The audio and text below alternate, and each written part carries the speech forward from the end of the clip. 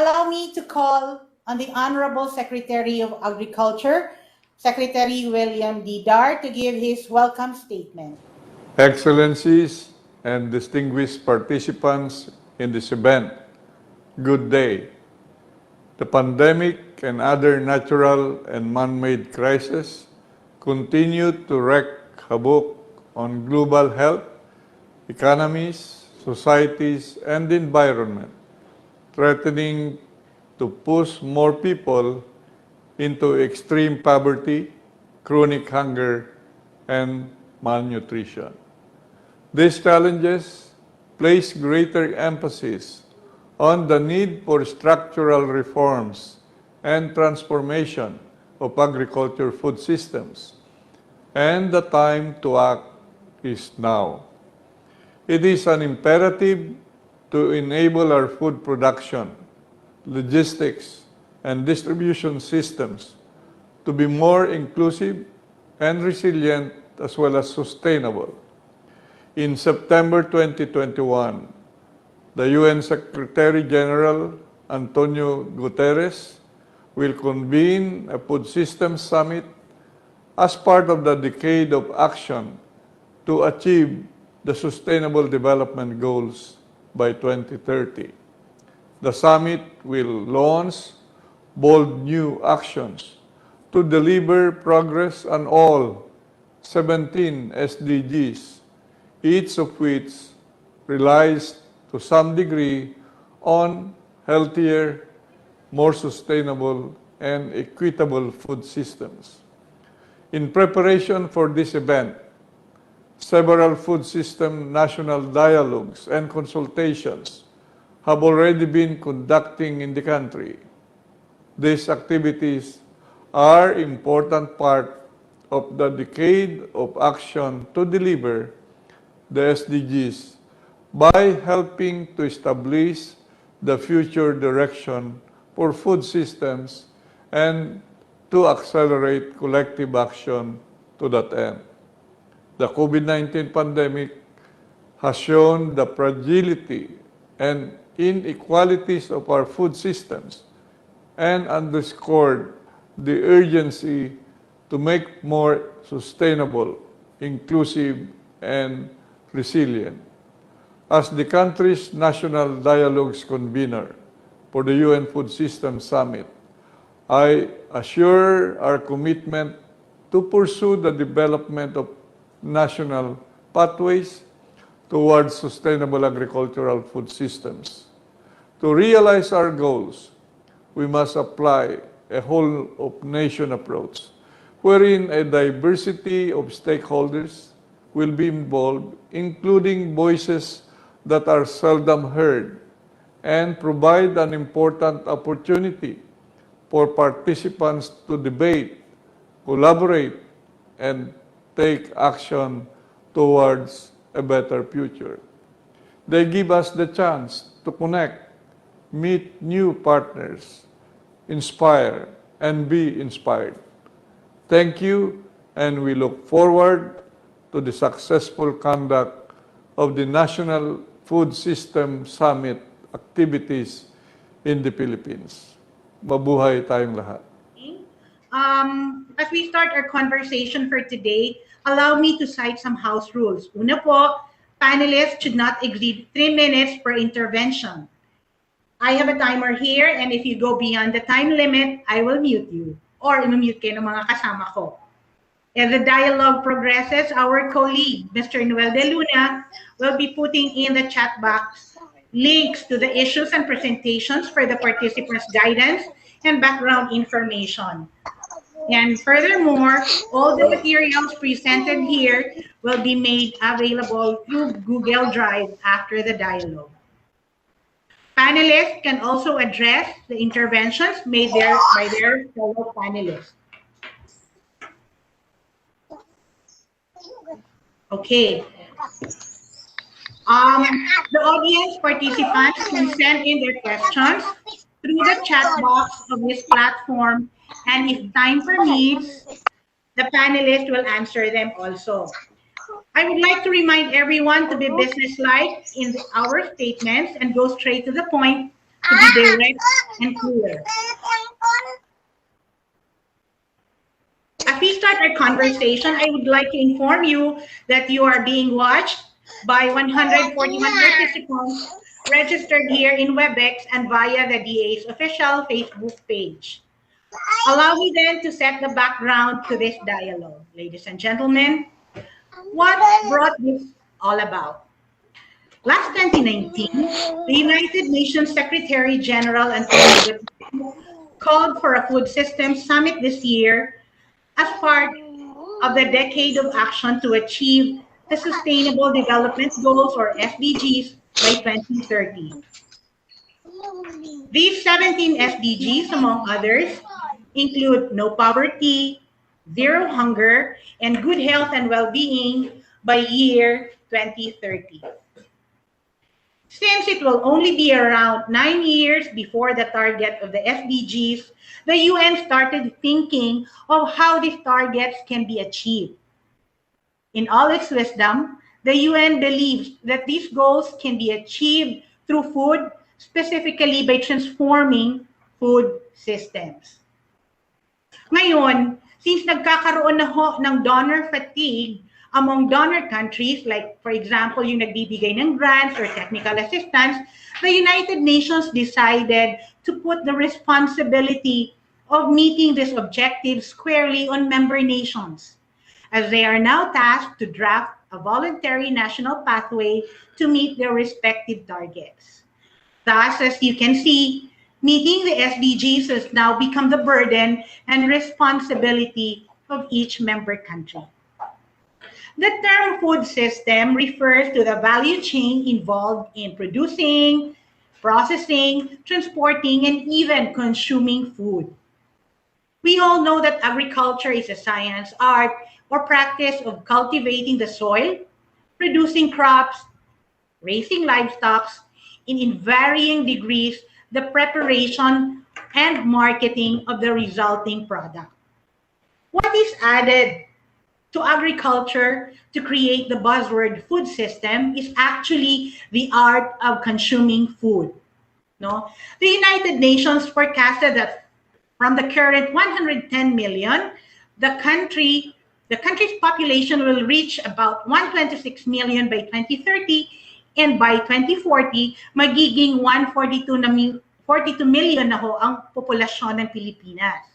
So considering that this country has only 30 million hectares of land, will the Philippines be able to achieve zero hunger by 2030? Sa tingin kaya natin kakayanin? So this is a very tall order. But the Department of Agriculture, through its 8 paradigms, aims to achieve this and make the country food secure with its farmers and fisher folks prosperous. Okay, this morning we will focus on 4 of the 8 paradigms: modernization, industrialization, consolidation, and infrastructure development. All of these paradigms will have to be anchored on what else but investments, the bulk of which will come from the private sector. So in today's environment, what is needed are responsible agricultural investments, and these principles have already been agreed to as far back as 2014. So if you will allow me to recall a bit, there are 10 of them, and the first ones is that it should contribute to food security and nutrition. Incidentally, for everybody's information, our retired agriculture counselor to the FAO, Noel De Luna, was involved in the negotiations and drafting of these legally binding principles of responsible agricultural investments, and he is helping us in this exercise. So thank you, Sir Noel. Before we go into the debate proper, allow me to introduce our panelists and discussants today. Okay, from the private sector, we have the president.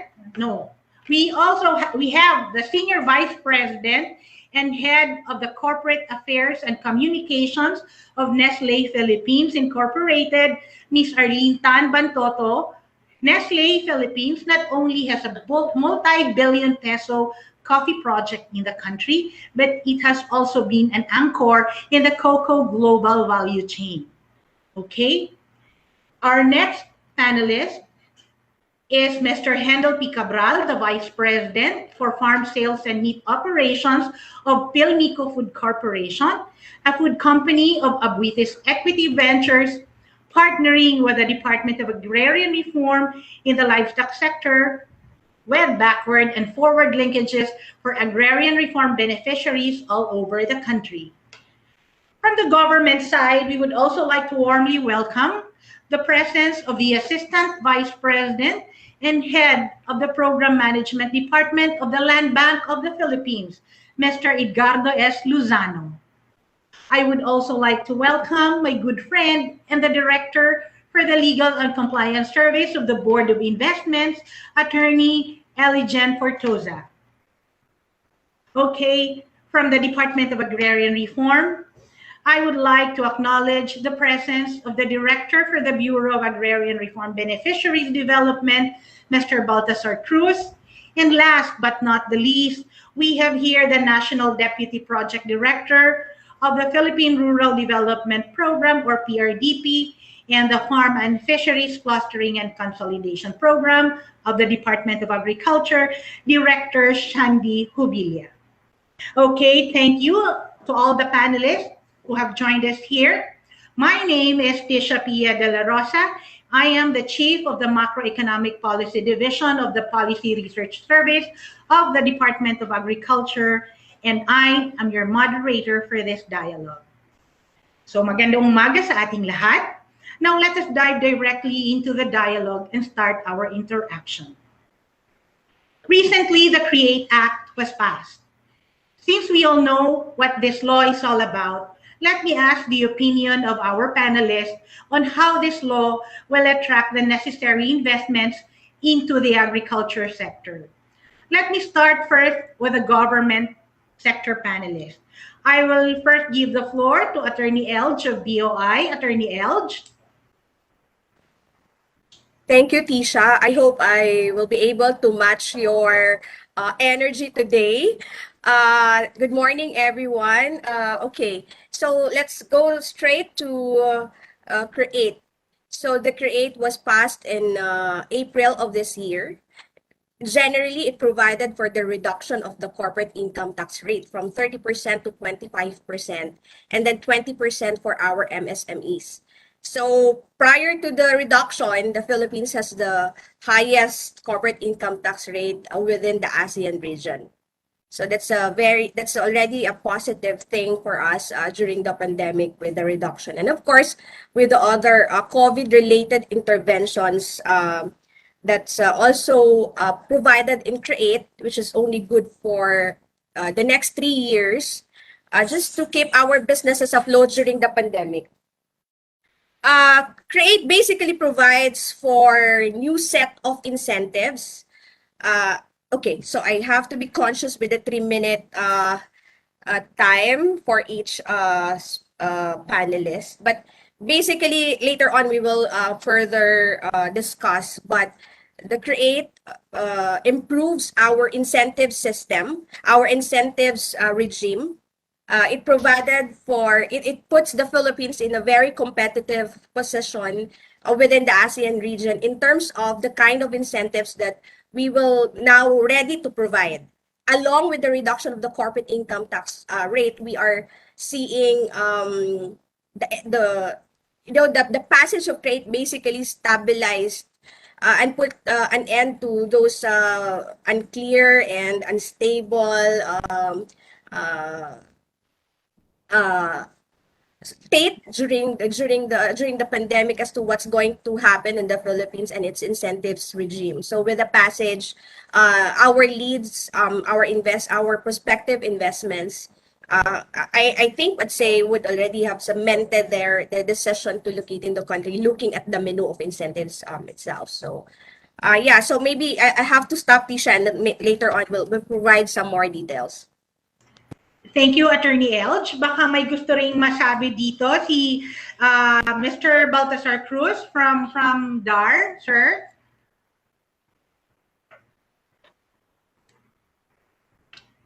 Yes, thank you, Ma'am Chris. We would like to manifest our initial position on this. we are fully supporting the Create Law in the sense that it would give some incentives to corporate bodies. In terms of the contribution to the agricultural sector, we are very much optimistic about this law because they would be able to calculate the risk and eventually invest in the sector. Comparatively speaking, this sector has been neglected for quite some time. So we are indeed very optimistic about this law. Thank you. Thank you very much, sir. How about Sir Ed of Land Bank of the Philippines? Maybe meron pa kayong gustong ma-add sa sinabi ni Sir Baltasar at ni Attorney Elge? Yes, Ma'am Tris. Good morning. Magandang umaga po sa inyo lahat. Well, first of all, I'd like to thank the organizer for inviting Land Bank to be part of this very significant activity. And supporting agribusiness investment is definitely aligned with the goal and social mandate of Land Bank in bringing growth in the countryside. Now, Land Bank is very happy and optimistic of the creation of the law, the create law. Yung batas po kasi, there are certain incentives for qualified companies and are definitely a come-on for investment in the agri sector. And this is not to mention the restructured corporate tax rates. So, for instance, the exemption on import duties of capital equipment, spare parts, and if I remember right, also the importation of certain raw materials. And from the perspective of the bank, this will translate to lower investment cost for our borrowers and operating capital, and at the same time, result to a shorter payback period. So magiging maganda po sa ating borrower for the agribusiness sector. Thank you. Yes, thank you, sir. That's really good to hear, no? Kasi kailangan din namin yung tulong ng Land Bank. Very important ang Land Bank pagdating sa investment para sa agriculture. So gusto ko po namang tawagan ng aking colleague from the Department of Agriculture, si Director Hubilla. Ano po ang masasabi ninyo sa Create Law, sir? May madadagdag ba tayo? Miss Tisha. Nakikita Hi, na po. sir. Yeah. Good morning sa ating mga co-panelists and of course the participants. Actually, tama po yung mga nasabi kanina. Basically, the Create Law, yun nga, nirestructure yung ating corporate income tax to make it more competitive, particularly with our ASEAN neighbors. Ano po? So we're one of the highest. We're at about 30%. So we hope to lower it, I think, gradually in the next 10 years to in the vicinity of 22%. But basically, the intent of the law is to really elicit and encourage more investments. And more particularly sa ating, nasabi po ng ating colleague from Land Bank na specifically for the agriculture and the fishery sector, magkakaroon po talaga ng investments. In terms of incentives, I mean, on top of investments, kasi yung mga import duties for agri-fishery machineries, napaka-importante po yon. Lalo na yung isang thrust po ng ating department is really to yung mechanization and investments, co-investments in pre- and post-harvest facilities. So, if we are to be if we want to make the sector really not just productive but competitive po sa ating neighbors, we really have to invest more in the sector. And one way of doing that is encourage foreign direct investments. And one of the ways talaga na nakita is to lower the CIT or the corporate income tax po. So yun po yung nakikita nating isang benepisyo sa ating mga agriculture and fishery sector po. Thank you, Sir Shandy. Natutuwa naman ako na nakikita na natin kung ano yung mga advantage no na meron tayong Create Law as of now. So thank you, everyone.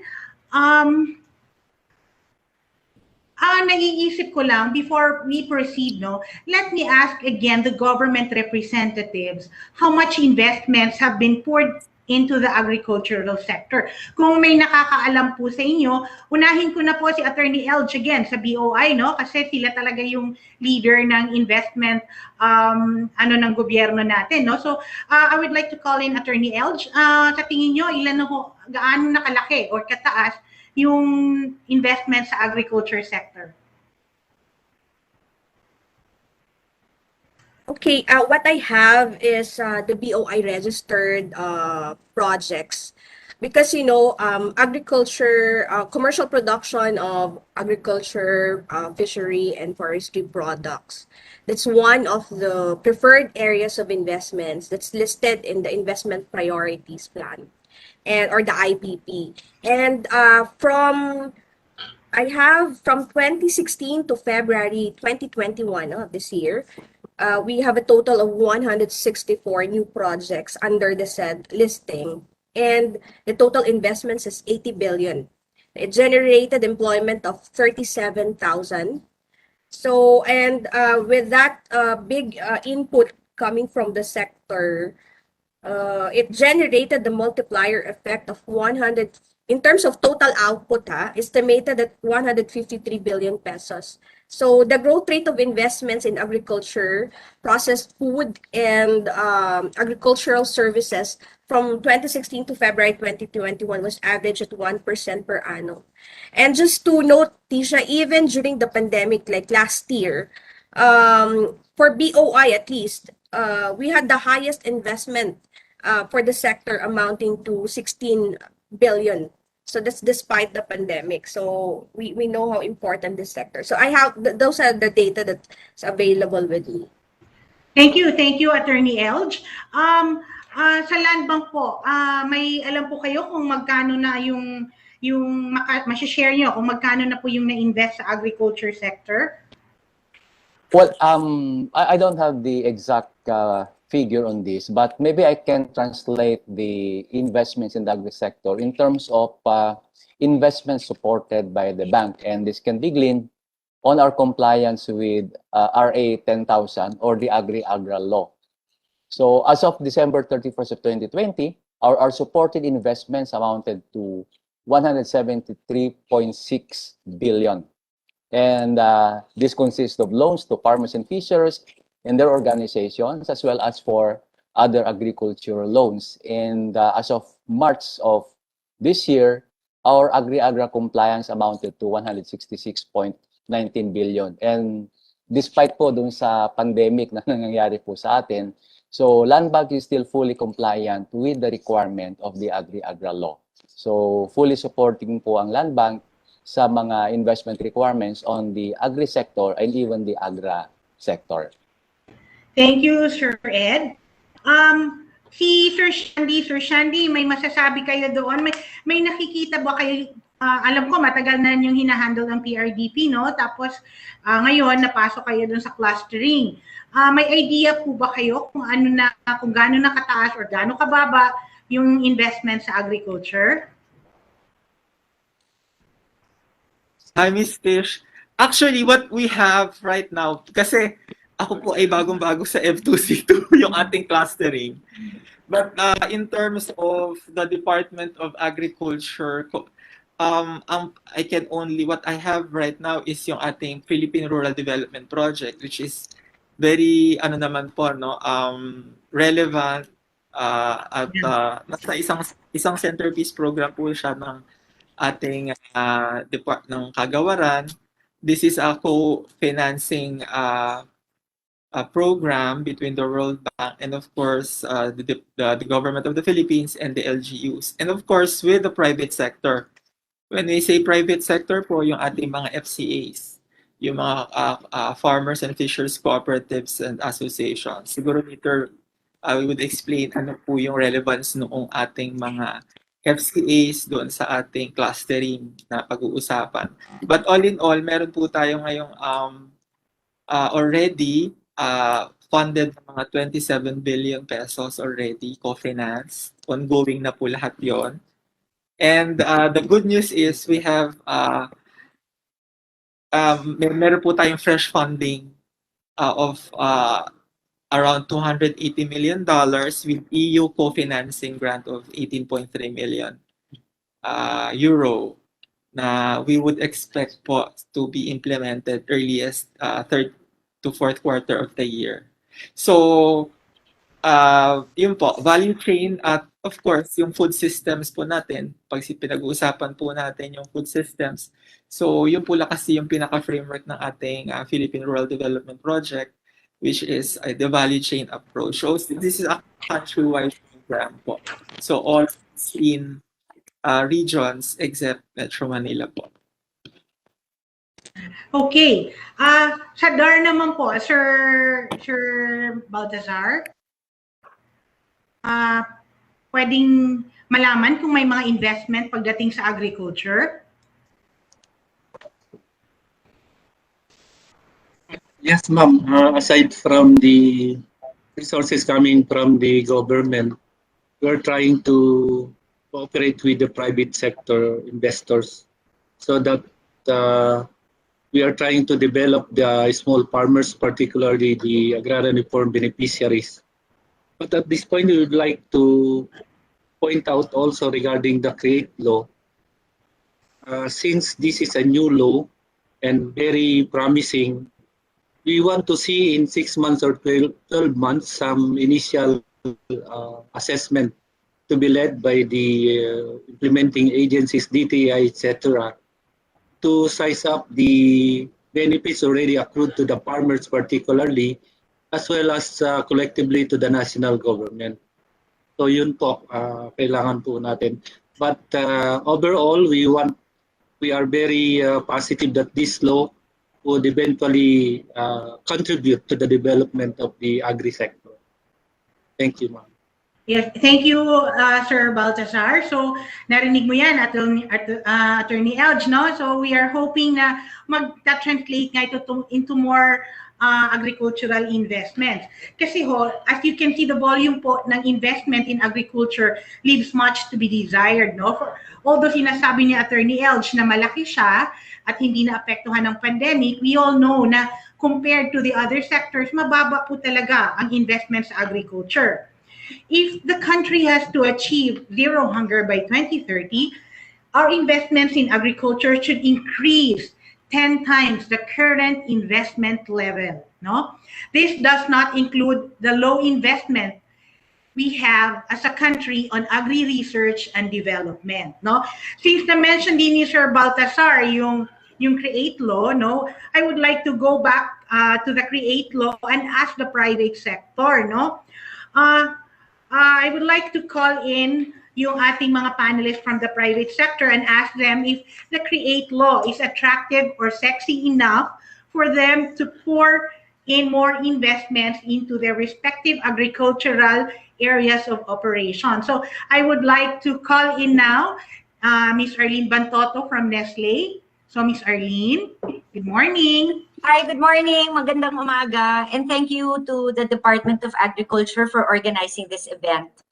So alam nyo, since 1962, since we built our first coffee factory in Alabang, we have been working continuously with coffee farmers. So napakarami na pong coffee farmers ang nakatrabaho namin all over the country, specifically in Mindanao.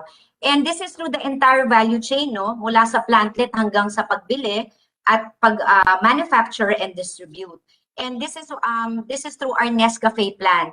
Over the years and recently, we have also partnered with DTI with the Rapid Growth and with TESDA dito sa aming training program. So we are very happy with this CREATE law because of course, bumaba po ang income tax and that will allow us to continue to create an enabling environment to upskill our farmers. Kasi alam nyo naman, if our farmers are upskilled, they will produce more coffee, so mas maraming ani, mas maraming income for them, right? Because we know really that the farmers are one of the poorest in the society. So importante talaga for us to help them.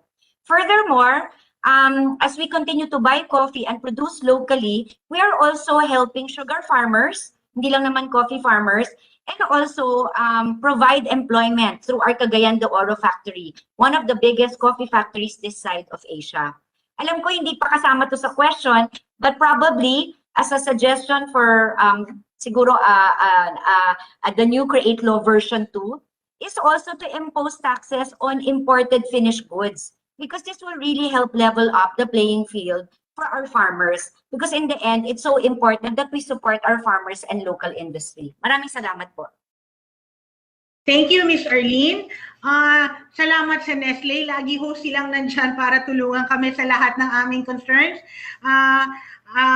Ang next ko pong tatawagin ay galing po sa Pilmico, isa pa ho naming partner pagdating sa investment, si Mr. Hendel Cabral. Sir? Good morning, everyone. Maraming salamat po for inviting us. Generally, I think we welcome and we commend actually the Create Law. It has actually, any help in the industry, especially, coming from, this pandemic. I guess just to add a little more is that, Pilmico has been investing in most of the food supply chain or value chain since 1962 when we put in our flour, but also basically in 1998 when we put up our own farms. No? So from 1998 up to now, we're investing in our farms, our feed mills, and also our pork farms. So I guess the only concern the industry has today is that we're not just hit by the pandemic, but also the ASF hitting the industry is a challenge.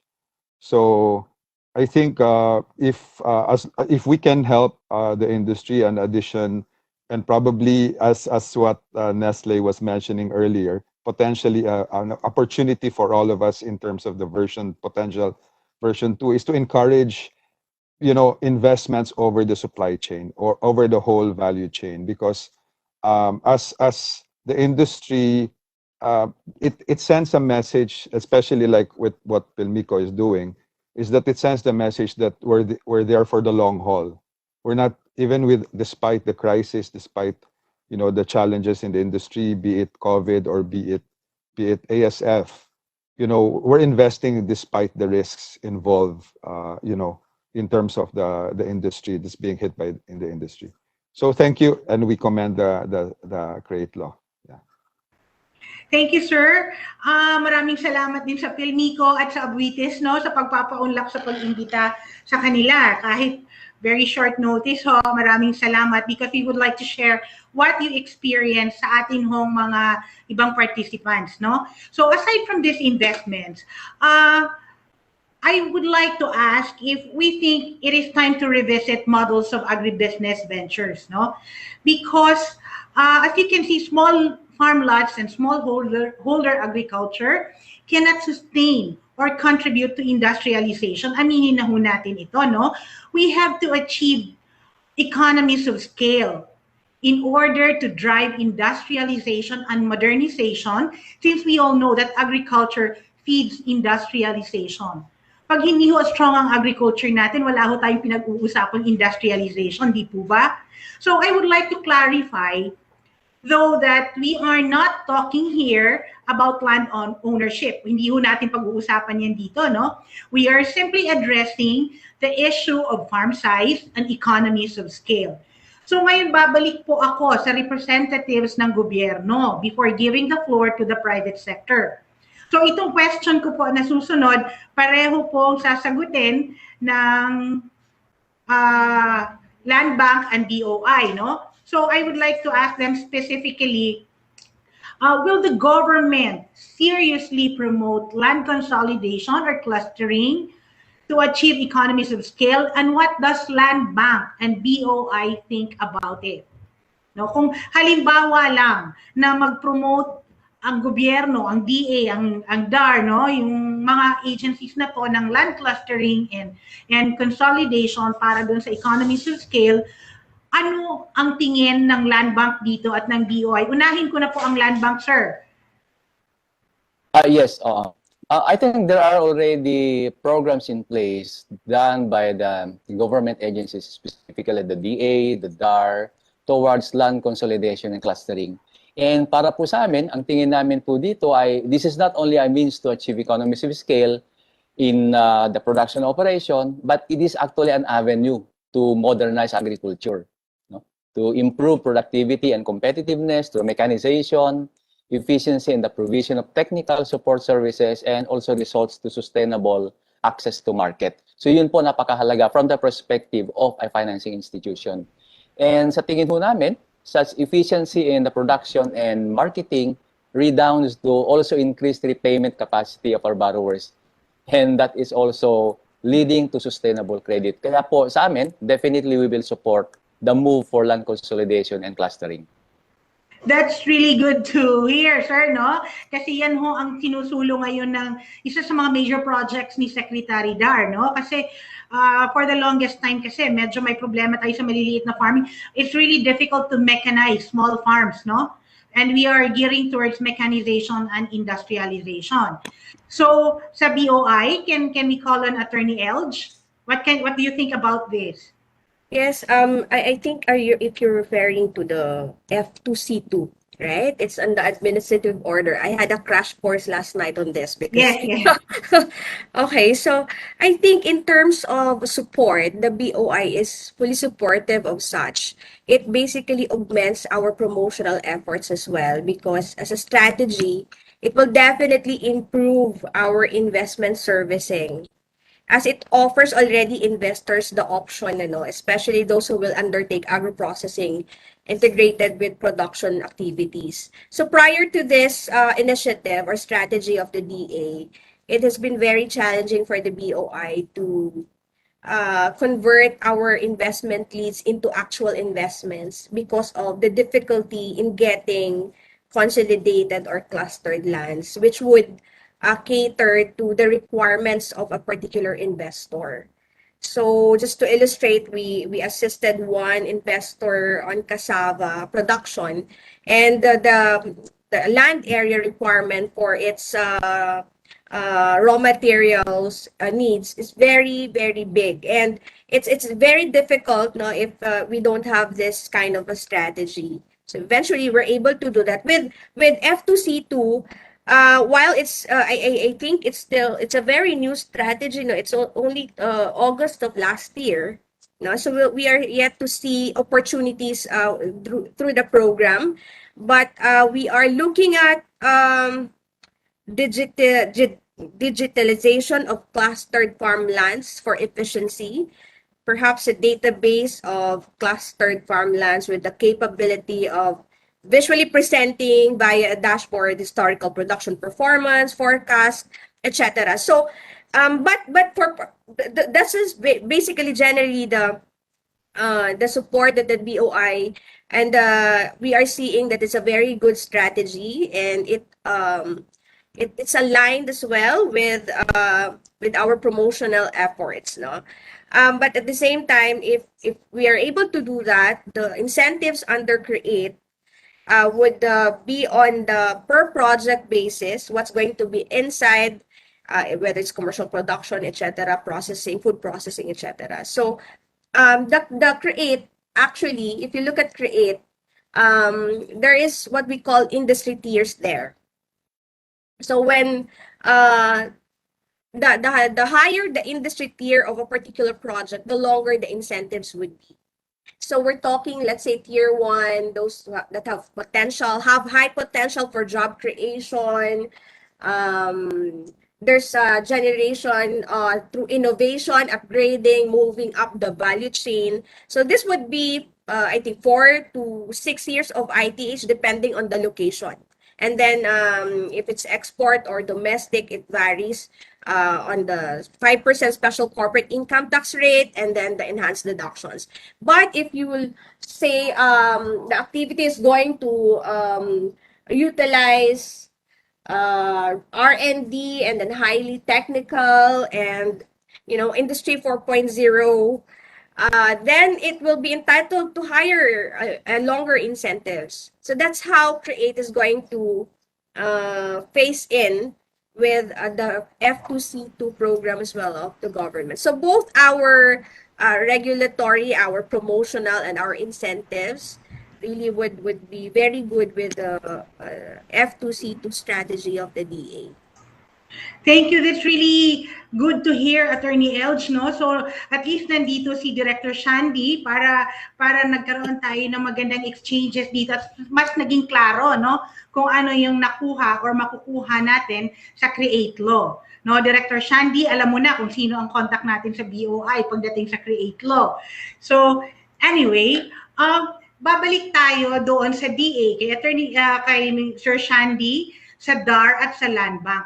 Ano po ang incentives na pwede nating ibigay sa mga farmers or fisher folks that will create clusters or that will consolidate? Unahin ko na po si Sir Shandy. Siya ho ang head ng clustering namin, no? So Sir Shandy? Yes, can you hear me, Miss Tish? Yeah. Yes, we can hear you. Yeah. Actually po, andito I have a full list ng ating mga incentives that ESDA will hope to catalyze. Yun sabi nga po ni attorney sa BOI, yung colleague natin sa BOI, this is meant to really just catalyze, no? So strategic yung ating pasok kasi of course government cannot DA, of course there's DAR, DTI, DOST. So when you're talking about farmers and fishers consolidation and clustering, ang end goal po nito talaga is agribusiness, no? So i-increase, i-level up yung participation po nila sa value chain. So hindi lang po sila dapat nasa production, so they can do value adding, they can do marketing, and so ang support po na tinitingnan po ng Department of Agriculture, again, you're correct, this is one of the major programs, but if I may say, it's also a strategy. Yes, it's a program, but more of a strategy and an approach that hopefully all of our programs and projects will be able to adopt. Kasi ito na po yung, for example, yung sinasabi po kayo ng Jollibee na link up nila with the coffee farmers. And I think they're beyond that. They have calamansi, they have onions, yung lahat ng kailangan nila. So ito po yung nakita natin na pasok ng F2C2. So when we're talking about incentives, we are talking about the whole gamut of the value chain. So from pre-production, support, so yung mga nursery, yung sinasabi po kanina ng Nestle na which is a very good example kasi andun na po sila from pre-production. So lahat ng production and post-production and post-harvest no po requirements and including marketing. So ito po yung support kasi kung isa-isahin ko po ang dami, lahat po yun ay tinitingnan natin wherever we think that the private sector and the government can strategically invest in that particular commodity value chain and that particular segment. Meaning to say, whether it be pre-production, production, or post-production, or even processing. So, and of course, with the end in mind na at the end of the day, bakit po natin ito gustong i-involve lahat ng programs and projects? Because at the end of the day, ang mantra po natin at ang end goal natin is to increase productivity and income. Di ba po? So, yun po yung purpose. So, the clustering and the consolidation is an approach, is a strategy towards increasing economies of scale. And of course, when we talk about credit, so yung credit standing nila, meron silang, eventually, pwede silang on their own, nangutang po sila at magkaroon ng sa land bank, di ba, sa mga commercial and universal banks for their eventual needs pag nag-upgrade na po sila or nag-level up na sila ng kanilang enterprises. So, iba't iba po kasi yung level ng mga clusters natin. Iba't iba rin po yung organizational dynamics ng mga yan. So, unique din po yung approach na dapat ibigay sa bawat cluster or consolidated FCAs po natin. Thank you, Director Shandy. Ang dami kong natututunan, no, sa ating mga panelists. Minsan, Kasi itong clustering, bagong programa po ito ni Secretary Dar, pagpasok lang po niya. So medyo mga bago ang sinasabi ni Sir Shandy for me. So let me hear from Dar. Let us hear from Dar, sir.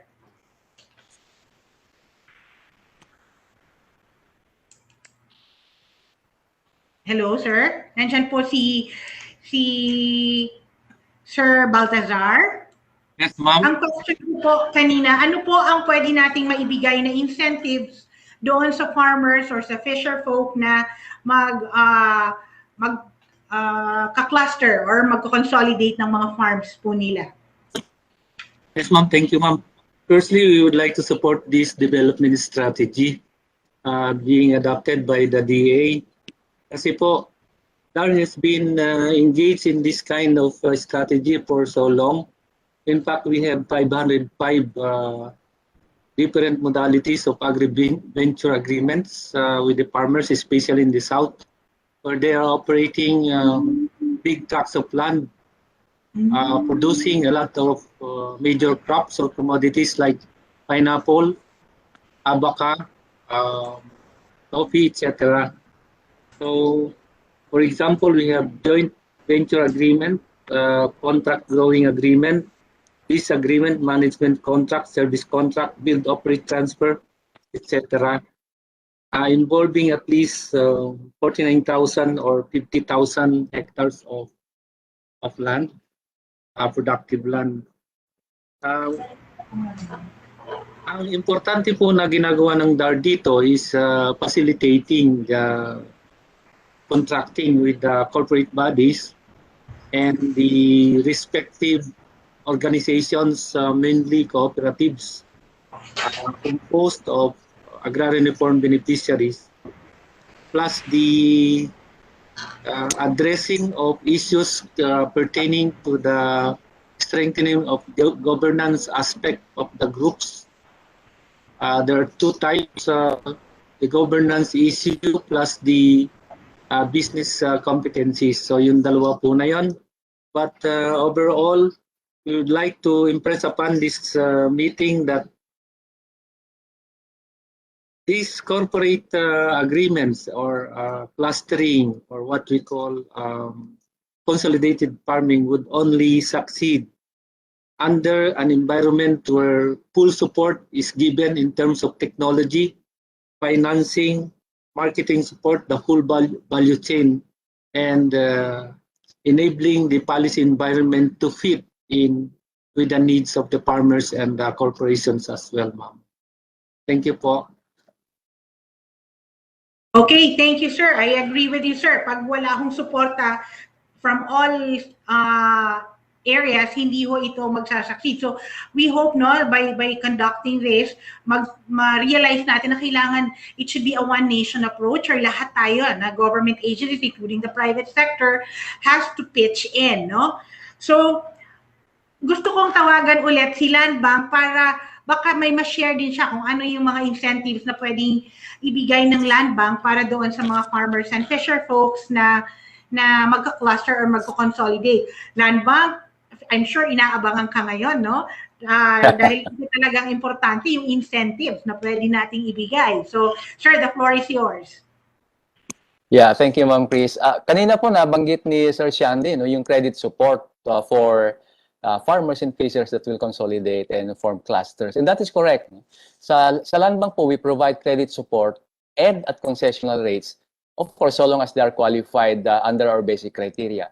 So magbibigay po ako ng halimbawa, for example, in our Sulong Saka or the High Value Crops Financing Program, we encourage farmers to form cluster and to have an area of at least 25 hectares so that we can provide them financing at interest rate of 5% per annum. And that is fixed with the duration of the loan. And kasama ho dito, we have also relaxed the criteria for so long as the farmer is the actual tiller, whether he owns the farm or under a leasehold agreement, or actually supervising the farming operation. Tapos wala lang po siyang parehong pagkakautang on the same project from other lending institution, then we can provide financing. The other credit facility that we have to support consolidation and clustering is the one that we're implementing with the DA and the Sugar Regulatory Administration. This is the Socialized Credit Program under the Sugarcane Industry Development Act. This is actually a legislated program wherein Land Bank was mandated to manage and implement the credit component. And under this, we finance sugarcane production under compact farms of at least 30 hectares.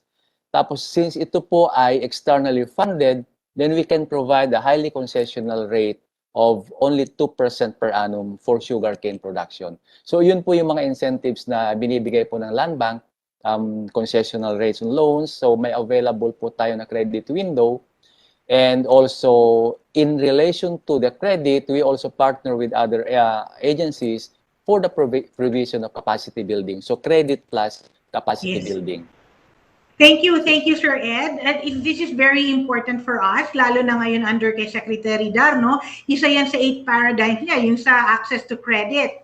No? So, we're very glad na may mga ganitong programa si Land Bank para matulungan ang ating nagka-clustering and nagka-consolidate ng mga farms and fisher folks. No? So, ngayon, narinig po natin yung mga incentives na pwedeng ibigay ng gobyerno to our farmers or to the agriculture sector. I want to ask the private sector, no, Nestle and Pilmico, do you think, upon hearing all these incentives, do you think you will increase your hectarage after hearing what the government said on land consolidation and clustering? I would like to call on Pilmico this time first, no? Baka sabihin may bias ako sa Nestle. So anyway, Pilmico, please come in. Thank you. Thank you for that question. I'm not sure, Tisha, if the question really applies for us, because when you talk about consolidation, most of what we deal with would be potentially, suppliers for pork. So basically, it might be clustering. I guess clustering would be, clustering of farms. Actually, I'll tell you an experience we had a couple of years ago. Yes, sir. Go ahead. Yeah, we tried to cluster a few backyard farms. Several challenges we encountered is they're not legitimized yet. They don't have, they can't give us receipts when we buy their pigs, because we just put up a modern slaughter and meat cutting facility. It can do about 2,000 heads a day. So basically, it's a good way of ensuring, the food supply chain and value chain and food safety standards are there. It's a very modern facility. Even during the pandemic, we put it up. Actually, it was finished last September, and we're operating it now. And the wish that we had a couple of years ago, and even a few months during the pandemic, is we were talking to farmers in Nueva Ecija, and we were trying to cluster them. Actually, in 2015, we had that attempt, failed, unfortunately. And during the pandemic in 2020, we were trying it, and there were several issues like, or organizing them. When you actually try to create a solution, you encounter another problem along that, and that's an issue for us. Like what's the buyback model? How do we cluster and do the logistics of collection of those animals? How do we weigh those pigs, and then how do they do witnessing for them? How do we make sure that there's no spread of ASF, because there's some form of registration and some form of meat inspection? So we can all do a lot of things already. I guess we've built also the facilities to be able to do that. We're actually bypassing Viajero now, so therefore it can be a more affordable pork already. And we're putting it to not just the market stalls directly, but we're also putting it directly to supermarkets, right? So I guess the issue with us is really how do we really get from them, and they can't give us receipts. So I guess if someone, maybe the DA can help us, the investments, there's incentives for that, because we would get from them, and there's a lot of cost over that supply chain for now, and definitely legitimizing clustering would be helpful. I think we need some help on that side, but definitely we think that's helpful. Thank you, sir. Thank you for bringing those issues up. No, alam naman natin na all these things cannot, parang hindi siya seamless, no? We're every step of the way that we're doing, there will always be problems, but they are not insurmountable problems. So maybe nandito si Sir Shandy, no, ng Department of Agriculture, probably they can help you address these problems, no? So sige, Sir Shandy, nandiyan ka, no? Later on, we will discuss this further pag meron pang time on how we can resolve or address these issues. For now, I would like to call on Miss Ruth from Nestle to answer the question that I also posed to Pelmico earlier on will you be able to increase your hectarage after hearing what the government said said on land consolidation. Yes, Miss Arlene. Hi. So maybe first of all, would like to say that we support the plan of Secretary Dar on clustering the farmlands of small coffee farmers. No, in fact, ito talaga yung model ng Nescafe plan. We get coffee ambassadors or coffee farmer leaders, and we do the clustering approach to organize small coffee farmers into big clusters. Diba? It's been very effective because actually we already have proof of concept both in Bukidnon and also in Lipa. What we need to do now, really also to support the plant is really to encourage to plant more, and more importantly, rehabilitate and rejuvenate coffee farms. Kasi marami naman po but we also know that our coffee farmers are also aging, so we are really teaching them the new techniques. In tandem with that, aside from yung gusto namin mag-increase yung ani at income ng ating mga farmers, we already included sustainability into our program. Of course, it's not very easy, no, for our farmers to understand this kasi nga yung rejuvenating is already a big step. Ngayon, sustainability pa. But we are really encouraging regenerative agriculture kasi actually, if we do that and you rehabilitate all the coffee bushes and coffee plants, diyan nalalabas yung pag-increase ng ani, no? On top of clustering. So sa regenerative agriculture, we have planting shade trees. They're very simple pero minsan mahirap gawin kahit simple, no? Planting shade trees, composting, and even intercropping. So these are the things that we are doing to help itong sa clustering natin and also to increase the yield. Thank you. Thank you, Miss Arlene.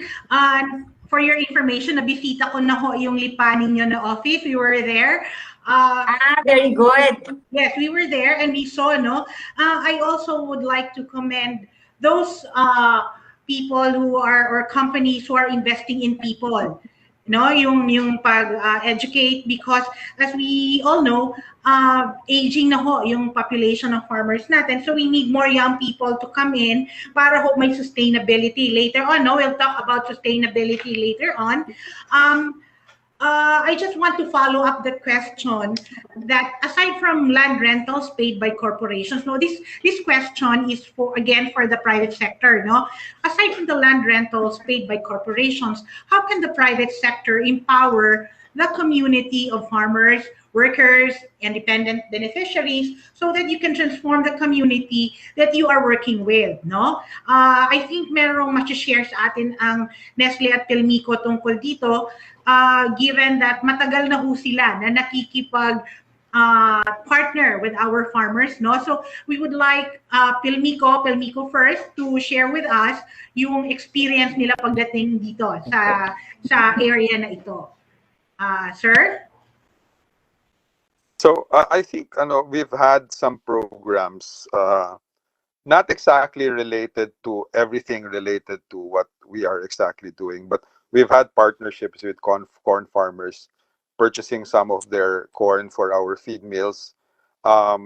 So under the livestock, so we've also provided egg machines to certain beneficiaries so that they can do small layer cages. So and also some piglets along. So trying to improve, not exactly just simply the areas where our plants are, but actually we've gone beyond that. So we've been in areas between Visayas and Mindanao as well, where we had beneficiaries with regards to industries or people we affect around us.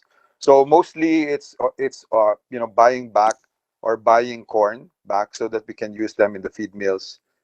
Being able to actually spread some egg machines, to those who have been affected as well. It depends on how they're being affected. Some are earthquake, some are based because of land concerns, and they've had their egg machines as for egg production. And then another one would be piglets to our some of our beneficiaries. Yeah. Thank you, sir. Maraming salamat po doon sa na-share ninyo. And I would like to commend also Abites and Telmico, of course, dahil marami ho silang, well, it's a big company, may businesses sila no sa power sector and everything. So makakatulong ho. Ito dugtong-dugtong na ho ito sa value chain no. So thank you Pelmico for that.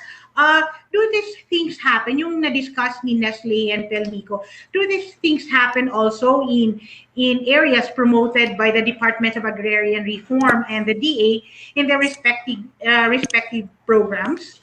I would like to ask, how do you call this? Mr. Shandy, Director Shandy, how does Land Bank assist in this undertaking? Yung mga based doon sa sagot ng dalawang private sector, no?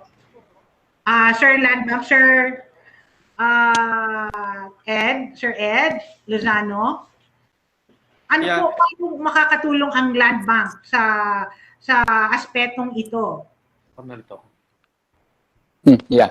Well, actually, ang land bank po is, well, we actually welcome the partnership with private companies, not only in terms of providing sustainable market dun po sa mga borrowers natin, mga farmers and fishers, but also in terms of technology transfer and capacity building. So may mga programa po tayo where we provide financing and we link them to reputable private companies para magkaroon po ng supply ng raw material that they need for processing.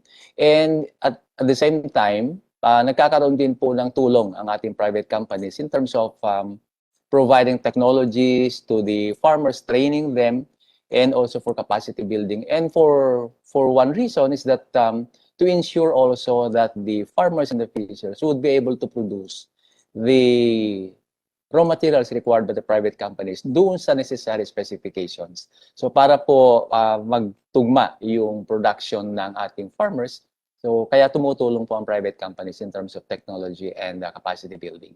So yun po yung gusto natin ma-sustain din in our partnership with private companies. Yes, thank you, Sir Ed. Thank you. That's really enlightening, no? So, I believe now marami na hong mga experiences na share sa atin or lessons from these consolidations and clustering. Let me ask DAR, no? DAR, DA, and Land Bank. Ano po yung mga challenges that you have encountered and how were they resolved? Doon sa clustering naman, no?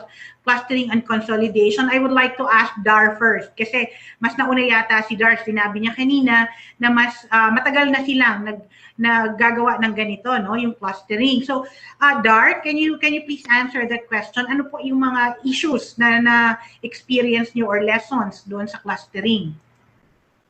Yes, ma'am. Number one po sa mga issues and concerns regarding the clustering or consolidated farming. Number one po, masyadong nagkakaroon ng mga legal issues and problems. Farmers against the corporation when it comes to profit sharing, marketing agreements, and a lot of things that is concerning their income, their interest in income, yung pangkabuhayan nila. So, napupunta po sa mga legal battles, legal issues. Kaya nga po may programa kami na we're trying to develop the capability of these groups so that even if for non-lawyers, they can at least understand what is happening as far as legal issues are concerned. Second issue po is yung infighting within the groups. For example, a cooperative, there are splinter groups that don't want to become members of the group anymore by way of petitioning or yun pong parang nagre-rebelde. So nagsasarili po sila while in effect the contract is ongoing. So medyo may legal issue rin po yun. Yeah. Pangatlo po, and I think equally important that should be emphasized in this forum is that the sustainability or viability of the enterprise itself affected by local and international factors such as the pricing, marketing problems, the protectionist attitudes of other countries related to the inability of the companies to export regularly, etc. Yun po ang malaking bagay dito na should be considered by government on how to remedy or at least minimize the adverse effect of this international impact through maybe the policy changes.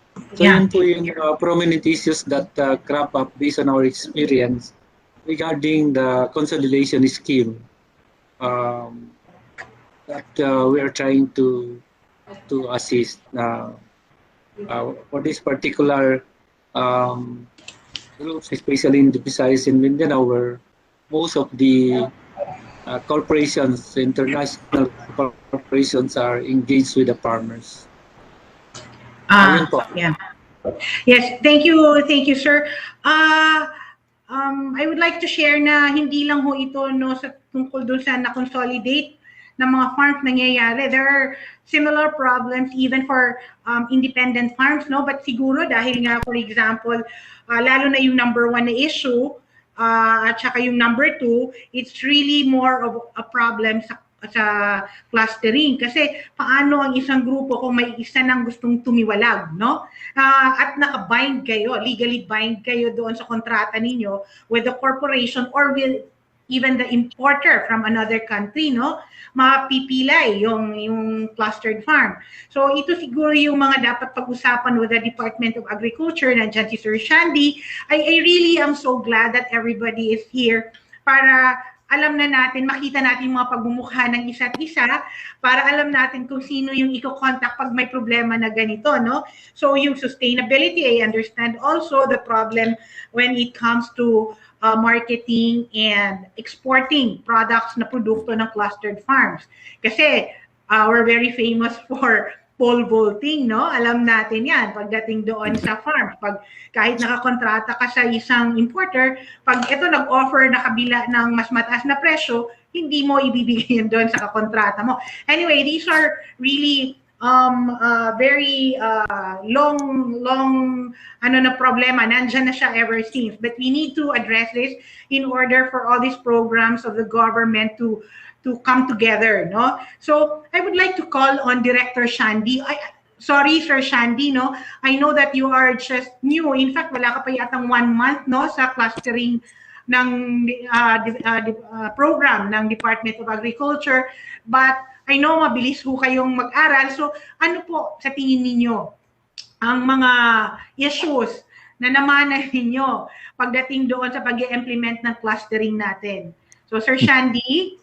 Thank you, Miss Tish. Actually, agree po ako dun sa nasabi kanina. Actually, you put a word, nilagyan nyo na ng definition or description, yung pole vaulting.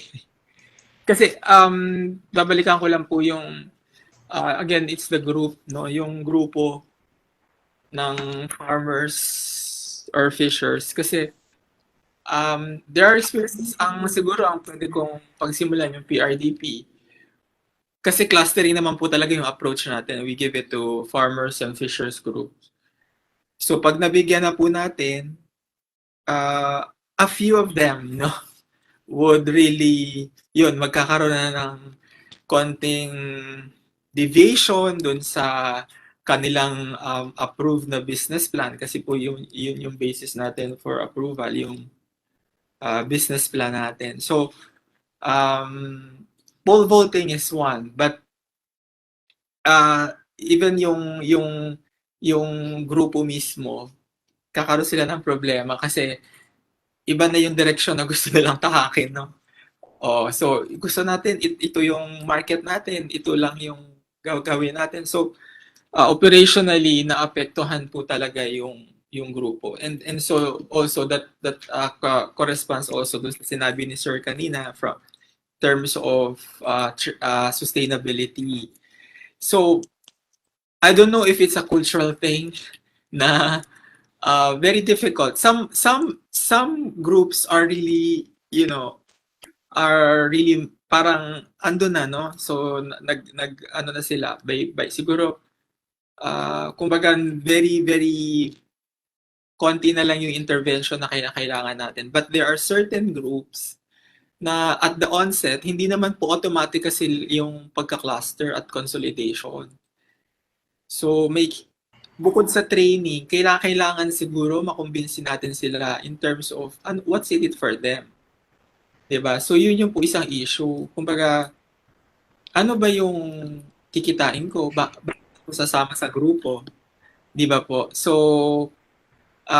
proof of concept, kumbaga, pag nakita nila na oo, maganda nga na sumama ako dito for this ito yung mga benepisyo na makukuha ko, then I think it's a lot easier for them to join, no?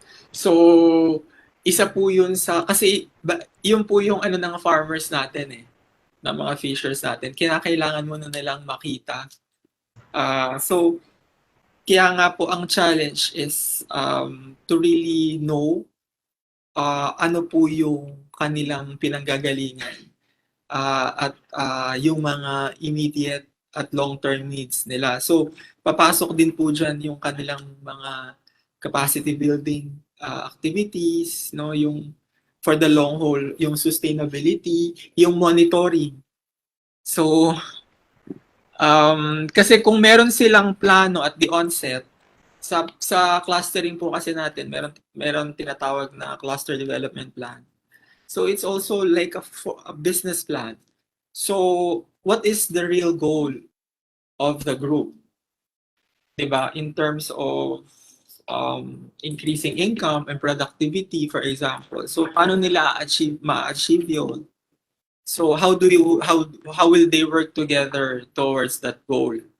And I think the monitoring part is very important. Ano ba yung gusto nating ma-achieve and how do we achieve that in the process? So, kasi pag wala pong ganun, talagang malaki po yung chance na magde-deviate po sila doon sa vision or mission na ano nila, na naisip po nila. Yes. That's right. I agree with you, Director Shandy. No, I really appreciate your coming here and joining us. No, kahit bago ka lang, and bago ka lang doon sa F2C2, no? But I really appreciate your agreeing to join us here kahit very short notice again. And I would like to call on Land Bank. Pagdating naman po, sir, sa credit, have we encountered any issue pagdating doon sa mga clustered farms? Well, actually, Land Bank is in the downstream in the entire process, no? Meaning, nandyan na yung land consolidation, yung clustering, then we provide the credit support. And we know that clustering is not, of course, an end in itself. It is one way of achieving easier access to market. Ang experience po ng Land Bank, tama po yung pinag-uusapan natin na pole vaulting. Kasi there were many cooperatives, farmers that we finance and link them to market. And in the end, hindi nagiging sustainable yung business relationship because of pole vaulting. So mukhang hindi pa ho namin nakikita yung effective solution on the pole vaulting or side selling issue. Maybe we can develop or search a more effective business model where the cooperative can have control on the produce so that they have the decision to sell to the market. That's one issue that we have. The other one is the management of the clustered farms. Minsan yung management is individually. per farm, or it can be managed via a cooperative. While land bank can support the individual farmers or the cooperatives, we still prefer to have a cooperative model in extending credit support. And ito nga ho yung sinasabi ni Mr. Cabral kanina on yung sa receipts. So, kasi wala namang resibong binibigay yung ating mga individual farmers, so wala silang naibibigay sa mga institutional buyers. And this could be solved with the cooperative management sana ng clustered farms. Kaya lang, may mga individuals that they still prefer, or individual farmers that still prefer to manage their farm individually. Maybe because they see something in the cooperative. I don't know if that's correct or perspective lang po nila yon. But I think the DA and the DARC can also provide further capacity building and education in terms of management of clustered farms. Yes. Yes, sir. Thank you very much. Magandang suggestion yun, sir. So, babalik naman po ako. I want to go back to the private sector and I want to call in Nestle Philippines. Have you encountered problems or issues such as this, no, ng mga sinabi ng ating mga colleagues from the government agencies? Can you share your experience pagdating ho sa mga clustered farms? Miss Arlene? Yeah. Basically, hi, Tisha. Hi, Ma'am Ruth. Nawala si Miss Arlene. Ikaw na ang nag-take over. Hello. Yeah, she has some more signing. Anyway, what is the best practice that we saw when you organize people?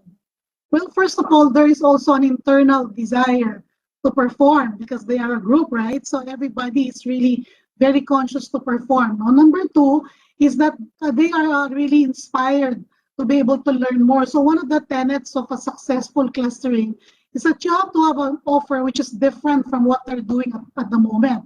So more learning as a group, no, which is what we do with our farmer business school. Okay.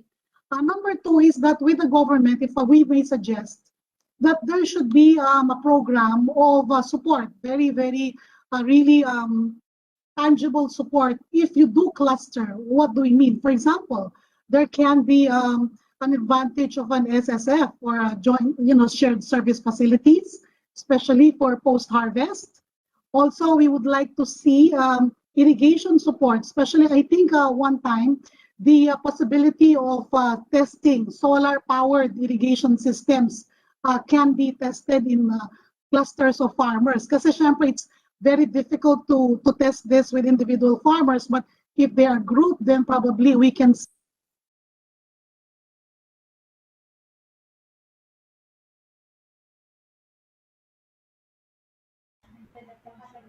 individual farmers or clusters of farmers.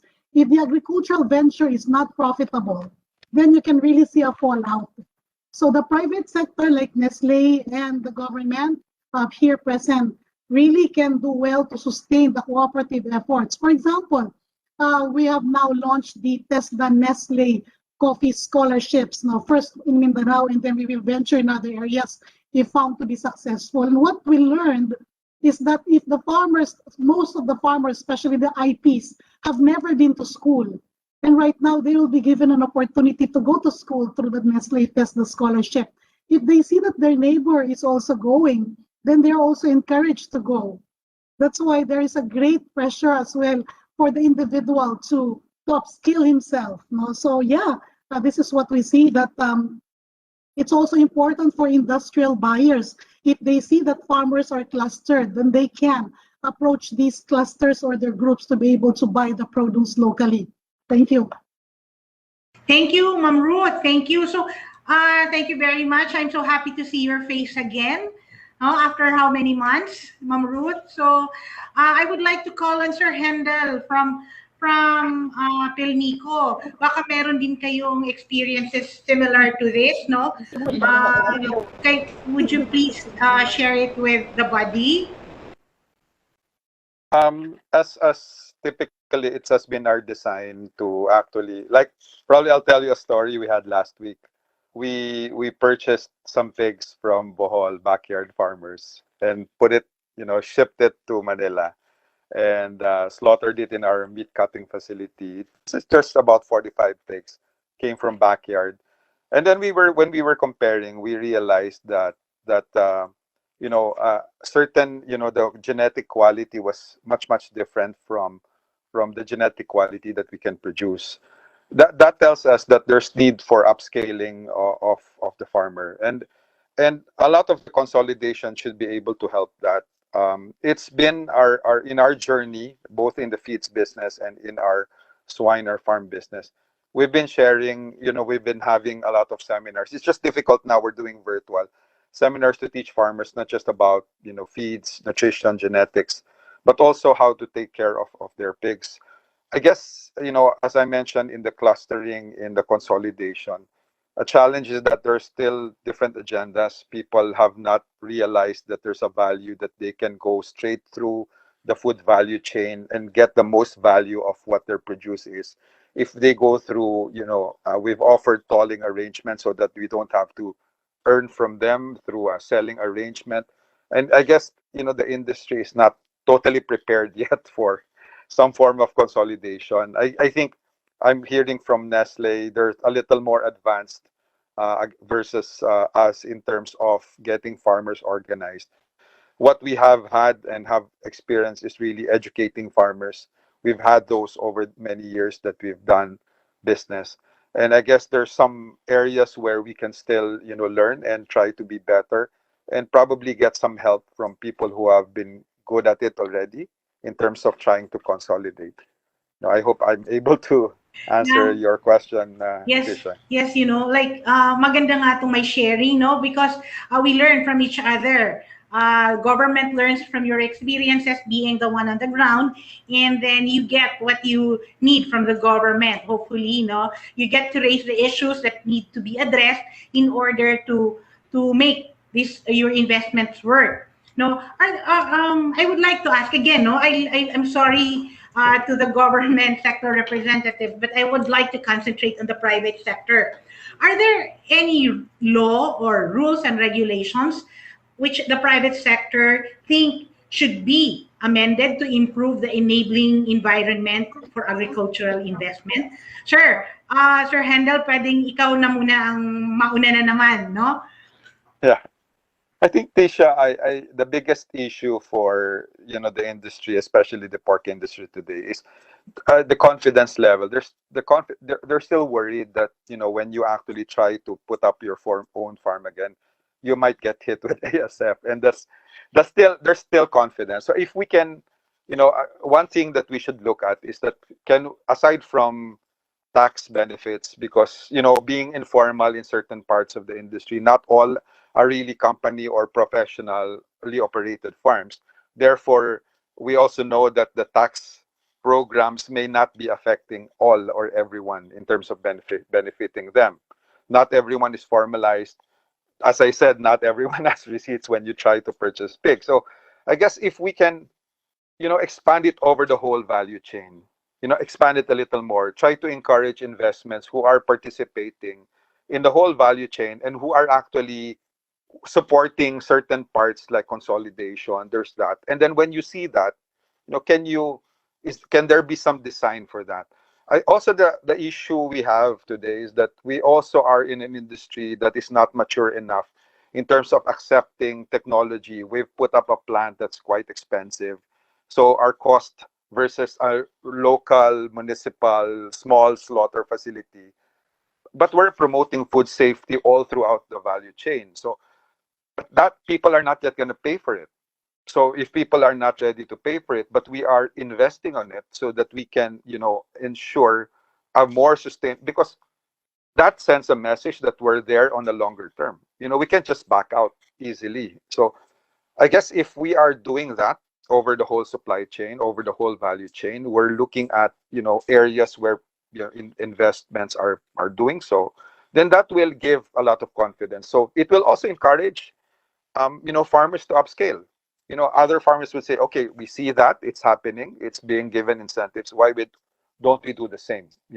Because and probably another one that an opportunity is to look at how can we also, create programs for recovery. How do we when do we try to recover? How can we do that? So it provides more confidence and encourage more inflow into the industry. I hope I answered your question, Tisha. Yes, yes. Thank you, Sir Hendel. I really believe no na government and the private sector should work together kasi hindi lahat matutustusan or the government cannot finance all this while the private sector need the right environment or the policies no para doon sa investment and they should be able to gel everything together for this to work out. Lahat ng projects po, no, ng private sector, it should be supported by the government. At the same time, yung mga programs ng government, hindi ho ito may implement ng maayos if the private sector will not be there to help, no. I would like to call on Ma'am Ruth, no, to answer this same question on this. Ma'am Ruth?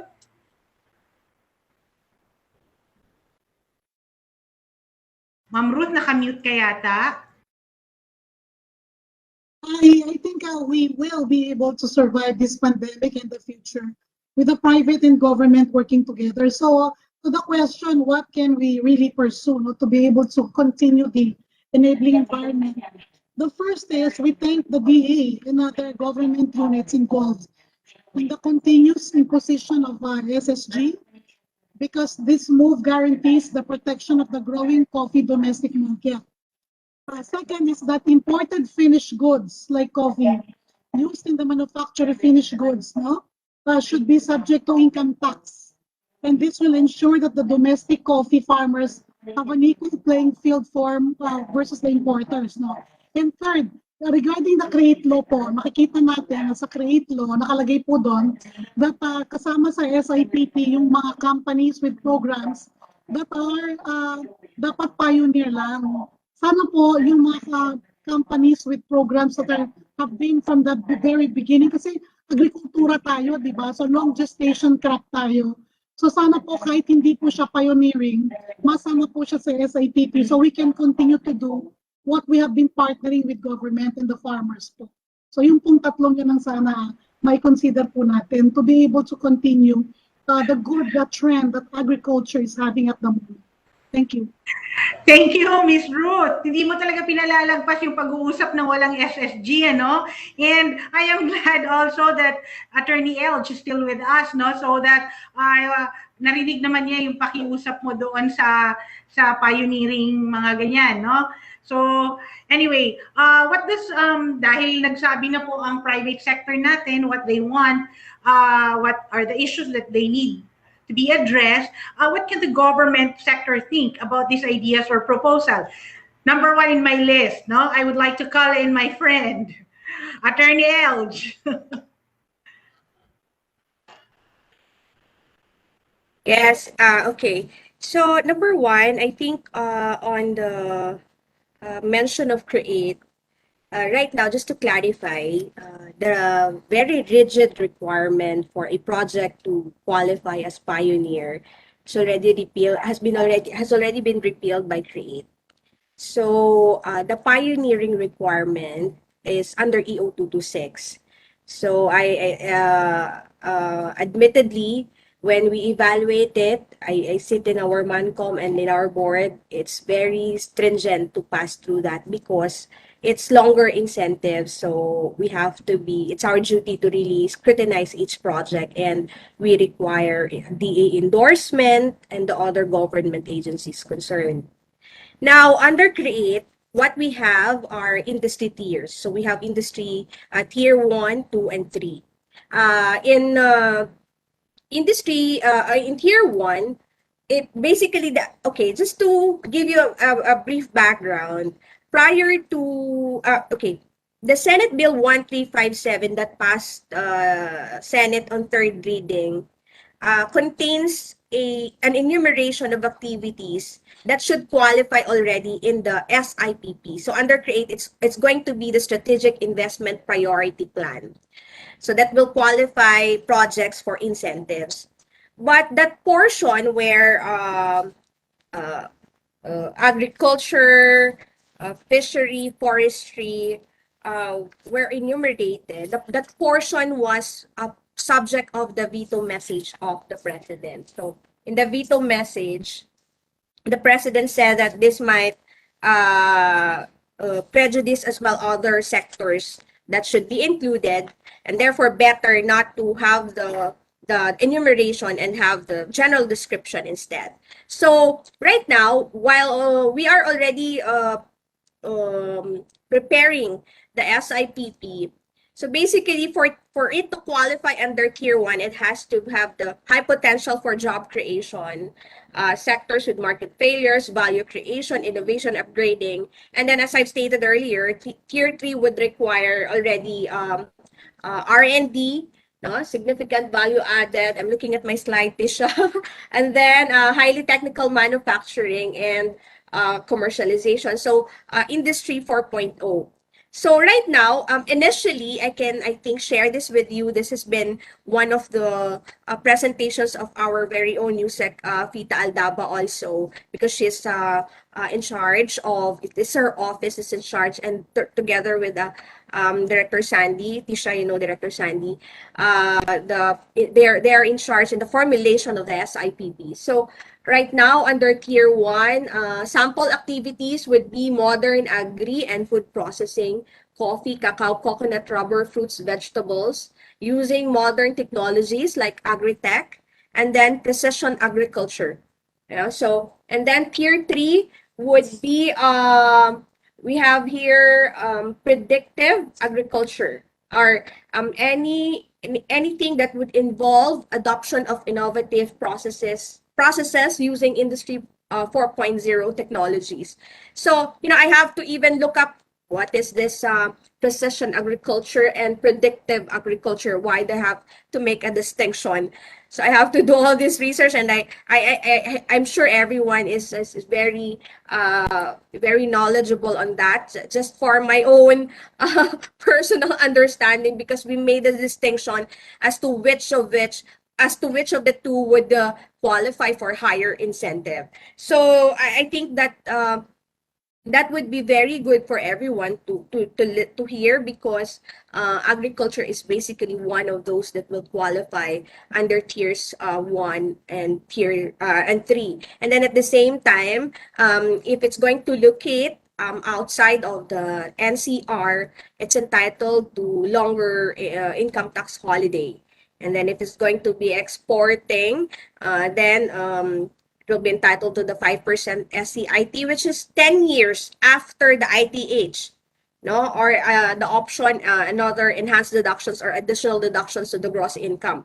So those are the things that are new under CREATE, and we are targeting actually to release or to issue the SIPP supposedly October of this year.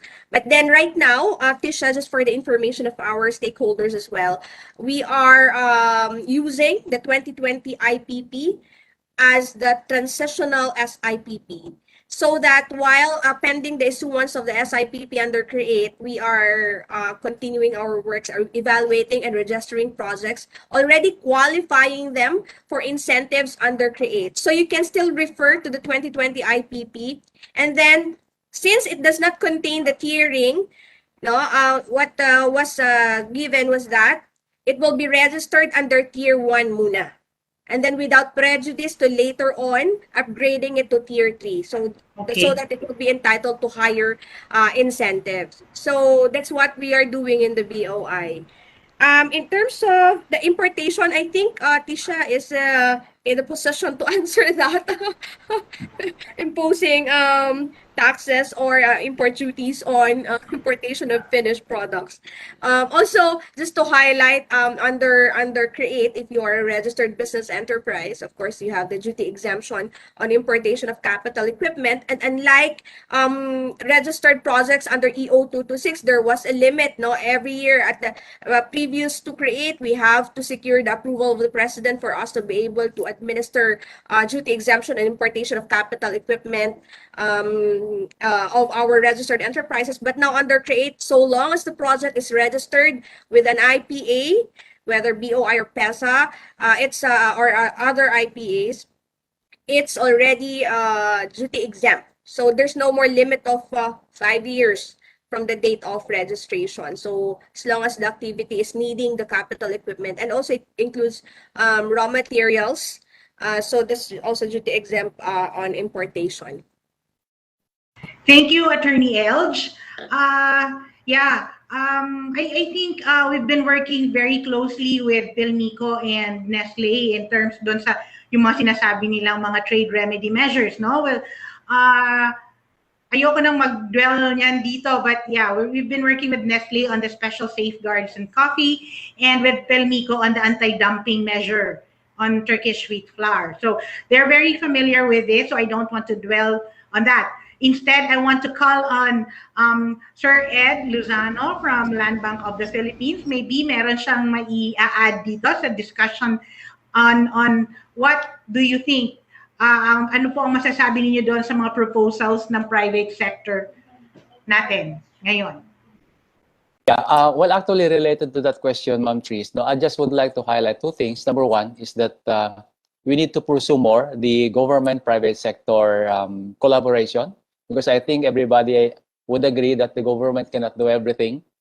But we need also to increase the confidence of the private sector to come in and to increase their investments in agriculture. And I think there are approaches already outlined on the public-private partnerships para magkaroon ng lalong cooperation ng government and the private sector. And the other thing is the nabanggit po kanina, the leveling of the playing field.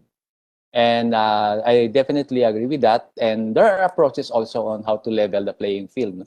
Well, number one is maybe we can increase our investments in technology, modernize agriculture in terms of mechanization, irrigation facilities, and I think these things will also improve the confidence of the private sector to increase their investments in agriculture. So yun lang po yung dalawang highlights. Yes, thank you, Sir Ed. Thank you. That is very insightful. And ito naman, dito tayo. Dar, no? Si Mr. Baltazar Cruz. Sir, may ano po ang mai-share naman ninyo tungkol doon sa, what do you think, yung doon sa mga proposal ng private sector? I think we are taking face value, meaning whatever the private sector would contribute to the development of the sector would be a welcome development. In fact, it's the ball is more on the government side by way of fully supporting the private sector initiatives.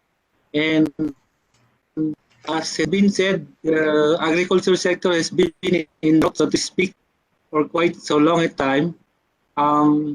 Kailangan po natin supportahan whatever na may contribute in terms of investment, kasi ang mas maingat po ang private sector na mag-invest ng piso, risk calculation, etc. May insurgency problem tayo. So let's make the environment more friendly for them in order to come up with a more comprehensive assistance or support to the sector. Lang po, ma'am. Thank you po. Thank you, sir. Sa DA naman po, Sir Shandy, may aambag po kayo doon sa ano, what do you think about the proposals of the private sector? Sir Shandy. Yes, ma'am. Yan, nandiyan pa si sir. Hindi ako iniwan. Thank you. Oo, ma'am. Kasi actually, sa atin po, sa whether it be F2C2 or sa what you call this, PRDP, we really value yung mga recommendations at suggestions ng ating private sector.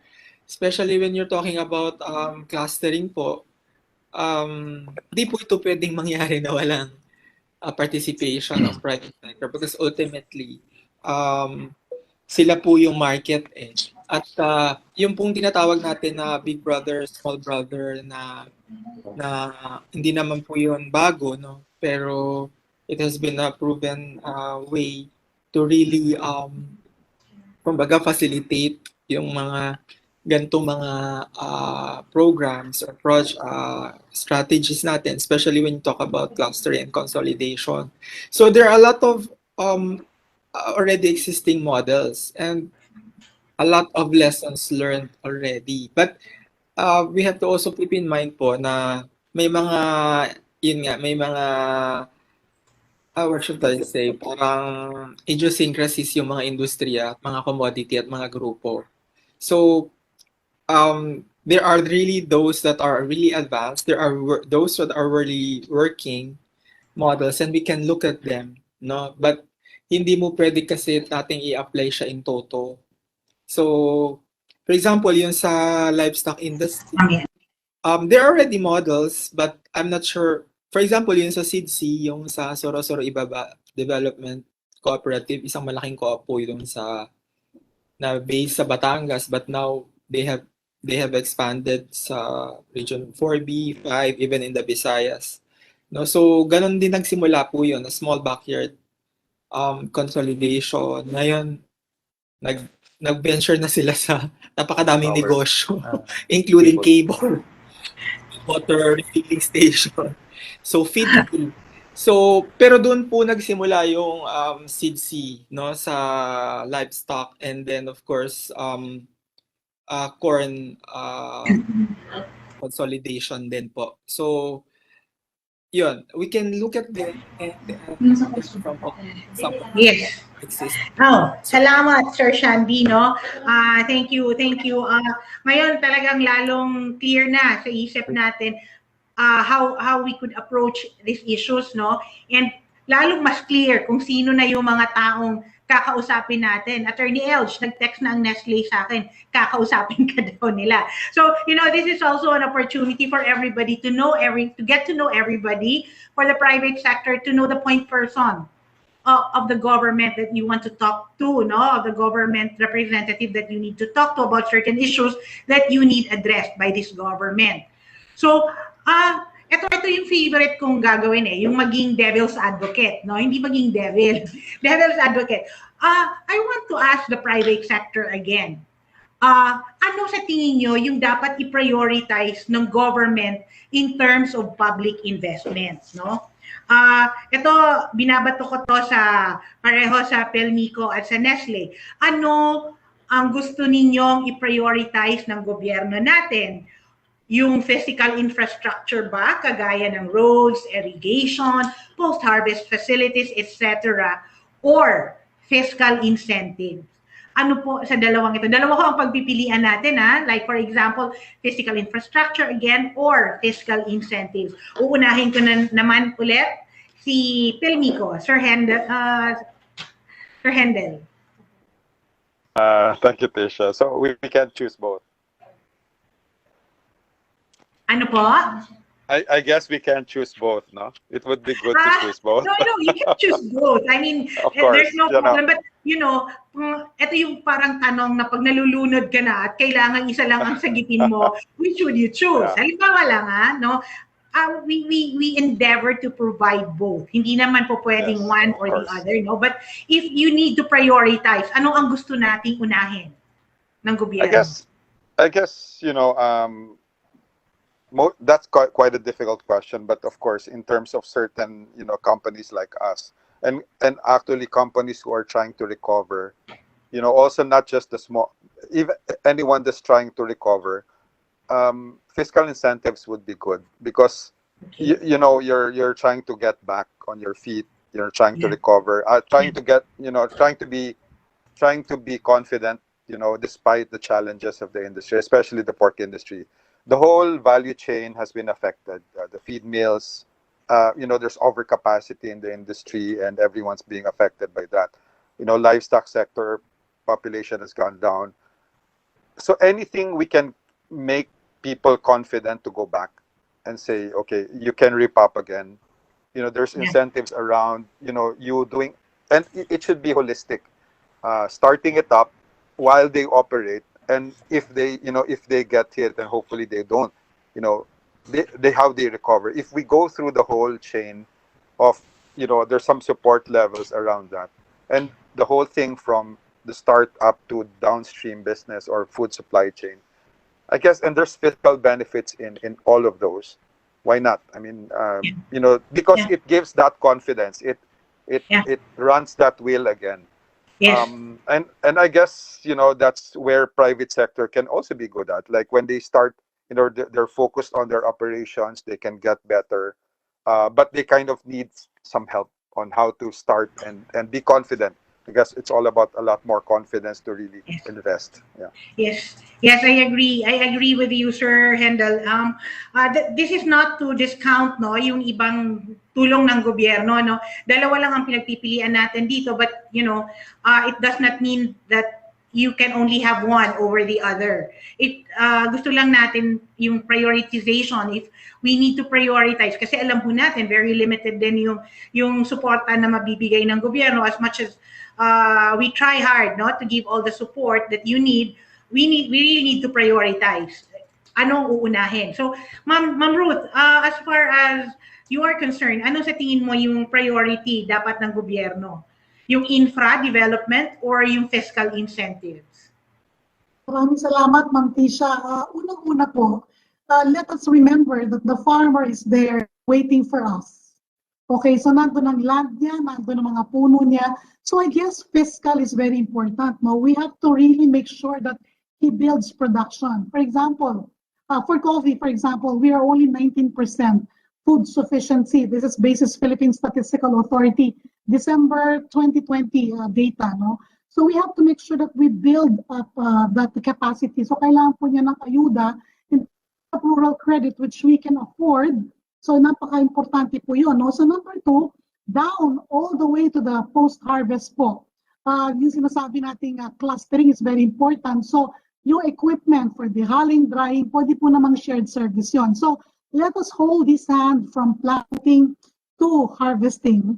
And third is the infrastructure, of course, farm-to-market roads, tapos yung mga trading posts. And four, let us not forget, for us to be able to have crops in the future, we have to be plant. Sana po ay ma-revive ng government yung tinatawag na programs to increase planted hectareage. So napakaganda po ng programa ng government in terms of giving plants to farmers. Ngayon sinasabi, pag binigyan mo lang naman ng plants ng farmers, hindi naman talaga niya inalagaan. So he has to buy that. I beg to disagree po. If we continue what was done in the past, that we give the farmers the plant and we support him kahit initially on how to be able to make sure that that plant stays on the ground, I think that will be very successful. In fact, Philippine Coconut Authority has already done that. So I guess it's going to be really successful. Yeah. Thank you, Ma'am Ruth. Dalawa lang pinagpipilian, ang dami ng sinabi ni Ma'am Ruth. Yeah, No. Si Ma'am Ruth kasi, she's very active in contacting us, no, on DTI. Very active ang participation niya sa government. So she knows kung anong pipindutin na button para pagalawin kami. So anyway, it's a very fruitful interaction with both Pilmico and Nestle, and I'm very happy with both these companies because we really work very well together. Si Sir Hendel ngayon ko lang na-meet, but you know, si Sir Chris, we're in touch with Sir Chris, and anyway, so having heard from the private sector, let me shift the discussion to here. Meron kasi akong list ng questions habang nagsasalita kayo kanina, no? Ang isang napansin ko, yung post-harvest losses, no? Kasi ito ang isa sa mga importante na topics na tinatakal ngayon sa UN. We know that post-harvest losses and wastage are very high in this country. Alam natin yan, no? Sa restaurants, sa mga parties, even sa post-harvest, no? Sa production. If this can be reduced, it will radically improve our production at yung food system, the whole gamut of the food system, no? I would like to know why there seems to be a reluctance on the part of the private sector to invest in this area. Kasi ikaw, Ma'am Ruth, ang last na nagsalita, diretsuhin mo na, sagutin mo na ako. Bakit there seems to be a reluctance from the private sector to invest in post-harvest facilities? Thank you, Tisha. Actually, if I may, no, I think there is no reluctance. We started it. I think that there's two questions that has to be dealt with. The first one is how. So I think many companies here, not only for coffee, but for livestock and other crops, we have started to upskill farmers. And that's why for my company, that's why we forged a partnership with TESDA para po maturuan natin, ma-institutionalize natin ang good agricultural practices which the government has instituted with the private sector in order to teach the farmers how to really have good post-harvest. And the second is the what. Kailangan po talaga ng gamit ng private sector, and I think DTI has a very good SSF program. But the question is, how many farmers can we reach? Okay? So meron pong effort, but then again, the farmer base is very big. Kaya ang pwede po natin gawin is to prioritize. We cannot have all the crops done in all regions. Tinatawag nga po, one region, one product, pwede po yan. Kung saan po the climatic conditions and the soil conditions are very good for the crop, then I think we have to be very selective po kung saan rehiyon natin ipupush and provide the adequate training and equipment to those regions po. One size does not fit all po talaga. And last but not least, we also help the farmers with all-weather dryers. Nung nakita po natin na hindi po sapat ang ating mga electrical or mechanical dryers, tumulong po kami with the government to develop an all-weather dryer. Kahoy lang po at saka the biodegradable plastics po. Kasi talaga po, the work cannot stop and we have to be thinking of how to do it no matter what it takes. But we now, with this beautiful dialogue, are telling the government we can do more together. Thank you po. Thank you, Ma'am Ruth. We recognize that, no? Kay Sir Hendel, no? Sir Hendel, why do you think, no? I'm not saying that Pelmico is not investing in post-harvest facilities, no? But why do you think, ang question ko kasi is, why do you think generally, no? There's a reluctance on the private sector to invest in post-harvest facilities. Ano sa tingin nyo?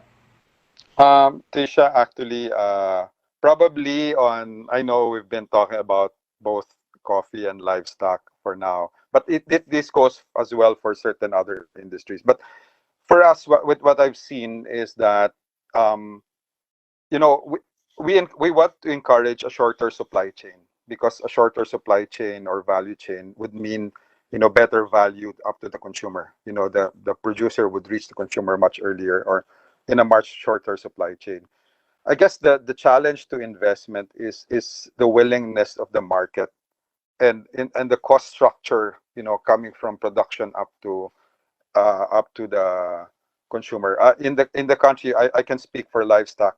If we would count how many modern slaughter facilities do we have, how many real AAA slaughter and meat cutting facilities do we have, how many confident investments when ASF hit and people were looking for where to slaughter and where to find the cold storage and a chilling facility to do that, so that they can keep that product and not have experienced a very low price during the time that the confidence level of people were so down in terms of consuming pork. There was no investment around it. There was very little investment, simply because it's really expensive and the consumer is not yet willing to pay for the value that it can provide. A chilled pork, a fresh pork, a more safer pork, a safer product, a food safe product. The consumer doesn't fully understand it. But I guess with all this information, people are getting more and more to understand. There's growth in the modern trade sector. So I guess there's an environment that starts to encourage that. But I guess if we provide incentives specifically for that area, and it really encourages people to be more confident, I guess there's a lot who are willing, because logistically, you can't just fly pork from Visayas and Mindanao always to Luzon and have a modern facility do it.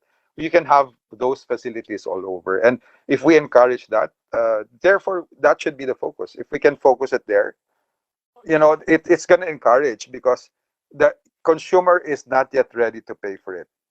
But we should be ready to give the capability or the capacity first. And then the consumer will say, okay, I'll learn. I see you have a better product. Why won't I pay for it? Maybe I'll pay for it.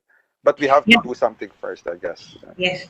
Parang yung Field of Dreams, no? Build it and they will come. Parang ganon. I understand. Yeah, I understand how this goes, no? Kasi right now, kung kukonti pa lang, hindi pa aware yung, wala pang choices yung ating consumers, hanggang dito lang sila. So, if we really have to invest in this, yung sinasabi ni Sir Hendel, maybe there will be choices and maybe the consumers will be willing to pay higher prices for commodities na mas safe, mas masarap, and fresher, no? eventually we will go there. So it's really better to invest right now so that when we get there, we are ready. Yun ang tingin ko, no? So ngayon, ibabalik ko ang tanong na to sa ating government panelists, no? Do you think itong post-harvest infrastructure, yung mga cold storage, yung mga ganyan, is a public good? And therefore, government should invest in them. What can you say about this, or what can you think about this? Again, my good friend, I'd like to call on Attorney Elge. What can you say about this? Okay, Tisha, before that, I have here a summary. I have data on cold chain. I think as of November 2019, we have 151 DA accredited cold storage warehouses. And if you look at the distribution of these facilities, we most of which are located in NCR, no, with 45, and then in Mindanao there are only 8 in Davao. So you see, they are actually far from where the agricultural products are produced. So basically, this paper also identifies barriers to expansion, and as mentioned by our representative from Pilmico, Sir Hendel, right? I got the first name correct. So very correct that it's capital intensive. Now we have read, actually this activity is qualified under the IPP, no? So if you invest in that, you will be able to register and avail of the incentives. And Okay. of course, some of our registered cold chain facilities or store warehouses are actually integrated with the other activities, no? So they are integrated with the other production or processing of agricultural products. But some which are standalone, they are required to only cater also to agri products for them to qualify. So yes, go ahead, Tisha. Yes, I would like, what do you think? Should government parang magkaroon ng public investment sa post-harvest? What's your thought in this? So also we have identified barriers to expansion, and there we identified also required intervention from the government on that. In terms of investment, I think our PPP rules does not limit us. It could cover even investments to the extent of this post-harvest infrastructure and facilities. I think, but these are that could be one of the areas that should be explored. I think it is a public good in the sense that it supports our it supports our food security program. Like during the pandemic, if everything stops, then what are we gonna eat? If we don't, kumbaga wala kang inimbak, saan ka kukuha? Those issues, no. But other than that, of course, PPP mode could be explored. But there are other intervention of the government in terms of encouraging private sector to invest in this activities. Of course, our support on the power cost, no, power reliability. These are the essentials for these activities. Of course, as mentioned by Sir Handler earlier, the market acceptability of frozen food vis-a-vis fresh foods. So there should be a food safety education, food safety program that should be that's required of the government. No, even issues on LGU regulations or even LGU support. No, and even the demand for cold chain logistics services in some areas. Those are traffic, etc., etc. So, but in your question, while I'm looking at PPP as one of the options, but I haven't heard that we've actually looked into that. No, but since you posted the question, that's one of those things. I think our LGUs can also do that. If could this also be integrated in your F2C2 strategy? Because since you are already dealing with the LGUs, maybe LGU PPP can do that.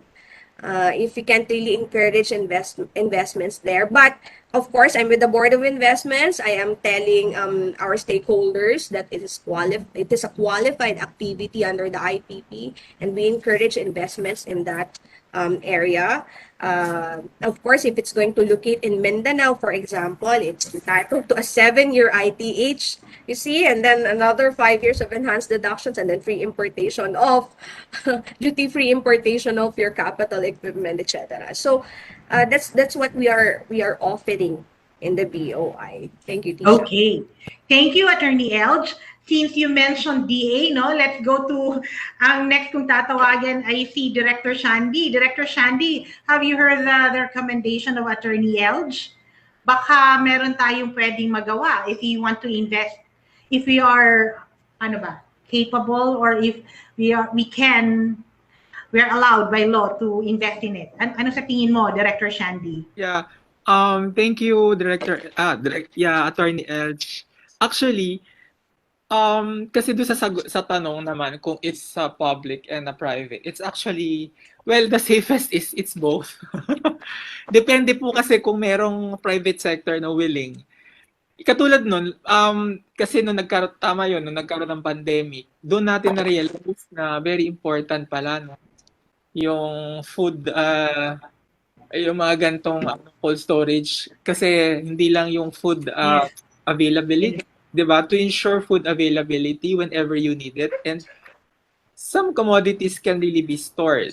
And for a part of DA naman po, some of our programs are really supporting this. For example, nabanggit na rin po yung F2C2, meron po tayong bagong na-approve ngayon na through the High Value Development Program na cold storage facility sa Bataan. Opo. Po so, and meron po tayong grupo ng kooperatiba. And sa PRDP po, marami po tayong gantong intervention. Kaya po sinabi ko na both kasi meron po tayong dalawang component na where hard investments are being pursued and approved. So, una po yung tinatawag nating I-build. So, ito yung mga public good in nature, meaning market roads, irrigation, mga potable water systems. Pero ang cold storage facilities, warehouses, post-harvest facilities, tram lines, kasama po dito. Okay, thank you. Po doon sa proponent. Kung LGU po yung proponent, then it will fall under this component. Okay. Pag enterprise development naman po, yung IREP na tinatawag natin, it's the whole package of the business. So, kung ano po yung pangangailangan ng negosyo, kailangan po nila ng warehouse, kailangan po nila ng mga equipment, kailangan po nila ng sasakyan for delivery. Okay. And then, kung ang nature po ng kanilang negosyo ay tulad nito, cold storage facility, meron po under the second additional financing ng mga proponents po natin ng cold storage facilities na direkta na po ang mga proponent po natin ay mga kooperatiba. Okay. So, at gagawin po nila itong negosyo. Sila po ang may magko-invest ng 20% po doon sa cost ng investment. Okay. Yeah. Thank you, Director Shandy. Magandang pag-share yan ng mga information ng ating program under clustering, no? I'm sure maraming magbe-benefit sa information na shinare ninyo. And siguro pagdating dito sa dalawang natitira nating government agencies, baka kahit maiksing sa tingin nila, yung tungkol doon sa public investment pagdating sa post-harvest. Sir, kung meron ho kayong mai-add, you're welcome to add. Kahit maiksi lang ho. From Land Bank, Sir Ed. Yes, Ma'am Tris. Well, to me, this could be considered as public goods because obviously these are necessities in promoting agricultural production and also value chain. And nabanggit nga po ni Attorney kanina for addressing also food security. And that's why Land Bank is supporting our local government units in putting up these facilities and infrastructure to provide marketing support and value-adding services to their constituents. So meron po tayong lending facility that will provide term loans to LGUs for this purpose. Okay. Thank you, Sir Ed. Sino pa? Yung si Sir Baltasar, no? Sir, andyan pa po kayo? Hindi mo pa kami iniwan? Yes, thank you, ma'am. We support all the way the proposal that government should invest in post-harvest facilities or infrastructure. Kasi Japan made it more than 50 years ago. Na binigyan nila yung magsasaka ng makinarya at saka mga facilities. For example, yung local government ng Nueva Ecija nagpatayo ng cold storage for onions. And that altogether solved the problem of the farmers na hindi nadadump ang prices because of the oversupply. So nare-regulate po yung supply. And other LGUs for that matter sa Ilocos meron din. But ang caveat po dito ay we should strike a balance na may subsidies tayo sa financial incentives. I-balance po natin yung investment ng government. And then again, I would propose na in terms of policies, should level the playing field by way of giving more incentives to the private sector so that they would be able to earn money as well. Kasi po, investment na po kailangan po na kumita rin sila. Striking a balance for this, for total development of the sector po. Thank you. Okay. Thank you, Sir Baltasar. No? So I believe that we have already exhausted our conversation on the issue of responsible agricultural investment. Before we conclude, I would like to share with you that 5 years after the SDGs were adopted in 2015, an independent think tank recognized by the UN monitoring and assessing the achievements of these targets by country ranked the Philippines 99 po, out of 166 countries with a total score of 65.50. It assessed that the Philippines in 2020 was on track or will achieve SDG 1 or no poverty by 2030. However, monitoring of SDG 2 or yung zero hunger is mixed. The Philippines is moderately improving the prevalence of malnourishment or undernourishment, but is stagnating as far as stunting and wasting of children are concerned. On track or will achieve targets on obesity, human traffic level, and cereal yield per ton per hectare, but decreasing in our sustainable nitrogen management level. All the other SDG targets indicate a mix of assessment. Some are negative while the others are positive. No? It goes without saying po that the Philippine Statistics Authority is also monitoring, tracking, and assessing whether the country will be able to meet po our SDG targets by 2030. As a concluding statement, before I summarize, let me ask you, do you believe, and this question is for everyone in the panel, do you believe that zero hunger can be achieved in the Philippines by 2030? Nako, ire-record ko yan. So, uunahin ko muna yung private sector bago yung government, no? I would like to call on Mr. Shandy Hubilia from the DA. Do you think we can achieve zero hunger by 2030? Sir Shandy? Pang Miss Universe yung tanong. Yes. Diba? Kasi, ma'am actually, it's a very tricky question, especially since... Parang world peace. Yes, parang world peace yan eh. And it's in contingent on a lot of factors. Syempre, pag tinignan yung indicators ng SDGs, we have 17. no? And number 2 yung ano nga, yung ending world hunger. So number 1 nga yung nabanggit nyo po na poverty. And I think 1 and 2 are very much linked. Actually, pag tinignan niyo yung 17 SDGs, lahat po sila magkakalink. Kasi you're talking about sustainable, di ba, development goals. Yes. So, you're talking Yes. institutions, you're talking about sustainable food systems, international cooperation and mobilization of resources, and so on and so forth. Yung hunger po, kasi nga, well, DA, I can only speak on the part of DA. Doon tayo sa supply side, di ba, Miss Tish? Nandun tayo sa productivity side. So we can, yun yung may handle ang agriculture eh. So we can, as much as possible, increase, Yeah.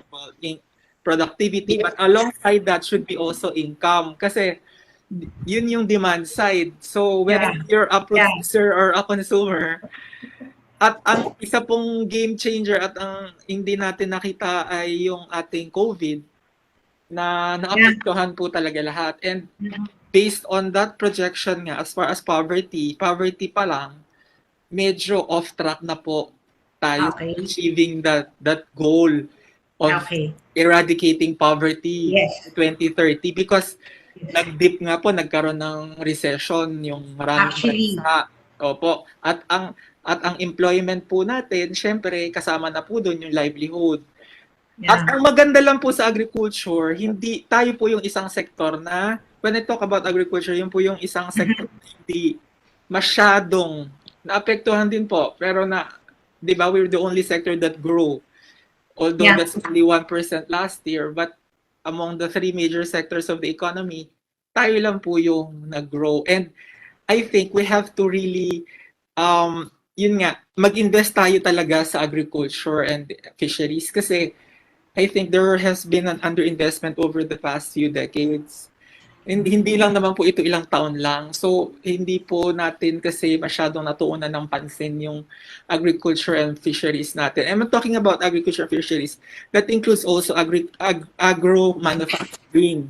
Kasi doon po yung high-paying, high-quality jobs. No po, hindi lang po yung primary agriculture and fisheries. So dapat nagta-transform yung economy natin into yung agro-industrialization. Yes, yung may processing down the value chain, no? Diba yun yung thrust ng ating secretary, yun yung thrust ng ating department na i-set up natin yung ating sector. Opo. Okay, thank you for Shandy. Parang I put you on the spot, no? Given that galing ka sa DA. But yeah, this one, no, yung question na to, hindi kayo ipapako sa cruise nito. I just want you to share a 1-minute thought, no? Yung what comes to mind sa inyo pagdating sa pag-achieve dito sa zero hunger. So, ang next na tatawagin ko po ay si Sir Baltasar Cruz from DAR. Sir, ano sa tingin ninyo? Can we achieve zero hunger by 2030? 1 minute lang ho, 1 minute. The answer is yes. Because we are very optimistic on this side na ma-achieve natin yung zero hunger and maybe very improved poverty incidence. But caveat here, provided that we achieve a certain scenario that agriculture maybe will be growing sustainably at least 7% per annum. And of course, meron po tayong sustained investment programs from the government and the private sector. And lastly po, yung enabling policies and laws that would enable the private sector to participate very comprehensively. So yun po, mga conditions po na in order for us to achieve this self-sufficiency in food and lessening the impact of hunger and poverty. Thank you, sir. Thank you, Sir Baltasar. Now we go to Sir Edgardo Lozano from Land Bank. Ano po ang masasabi ninyo dito, sir? Achievable po ba ito? Kaya?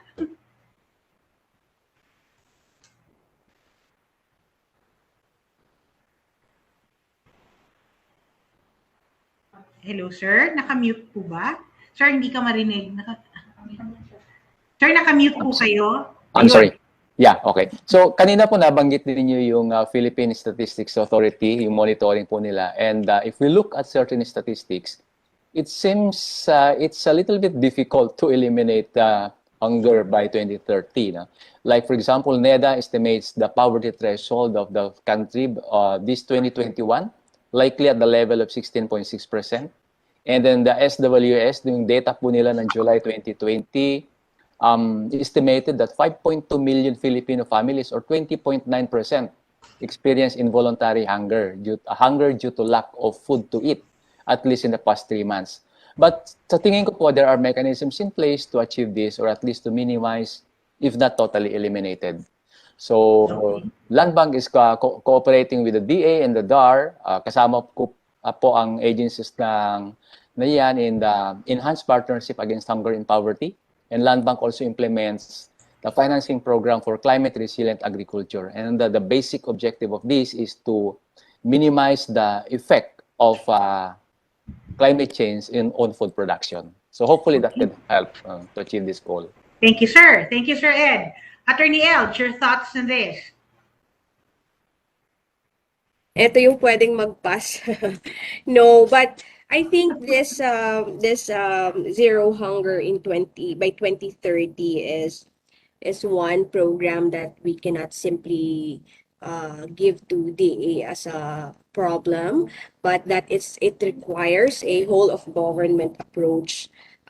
So the BOI is one with DA on this, and in so far as our mandate is concerned, we are doing that by looking at this qualified activities that should be incentivized, and where we'd want to encourage investments in, like commercial agri-fishery production, processing, provision of agri-support services, such as nurseries, hatcheries, cold chain, irrigation services, to name a few, no, establishment of necessary infrastructures, manufacture of agri-fishery machinery, etc. R&D activities, commercialization. So these are those areas, but 2030 is already 20. We have how many years to go? 18 years. Tama ba yung math ko, Tisha? So I think we should be able to achieve that. It's not something that we aim parang best effort, but that we should be able to achieve that. It's not just best effort, but it's a mandate for us. No?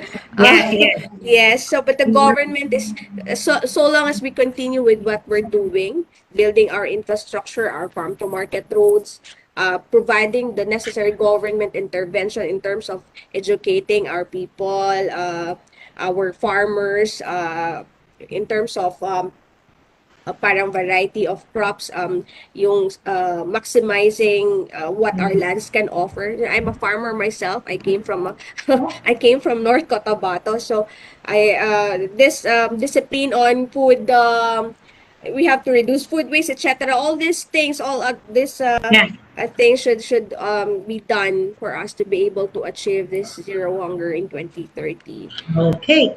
Thank you. Yes, thank you, Attorney Elch, and I agree with you. It should be a whole of government approach, no? Hindi pwedeng DA lang.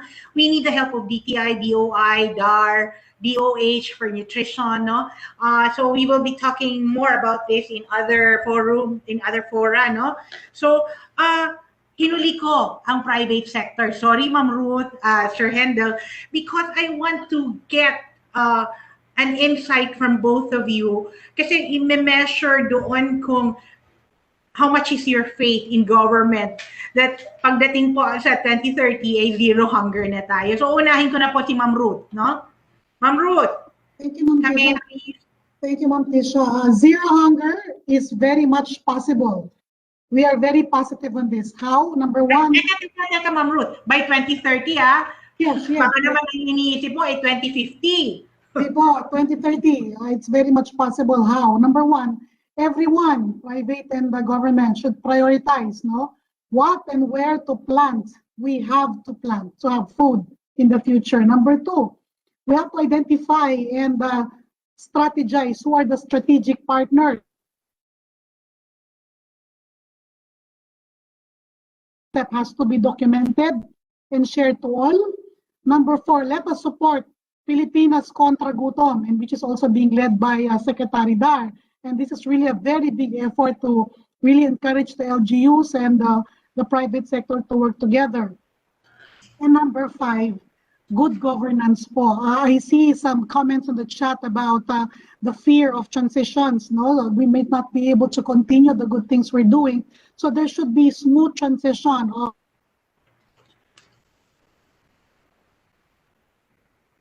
Let us all work to be less critical and more helpful of each other.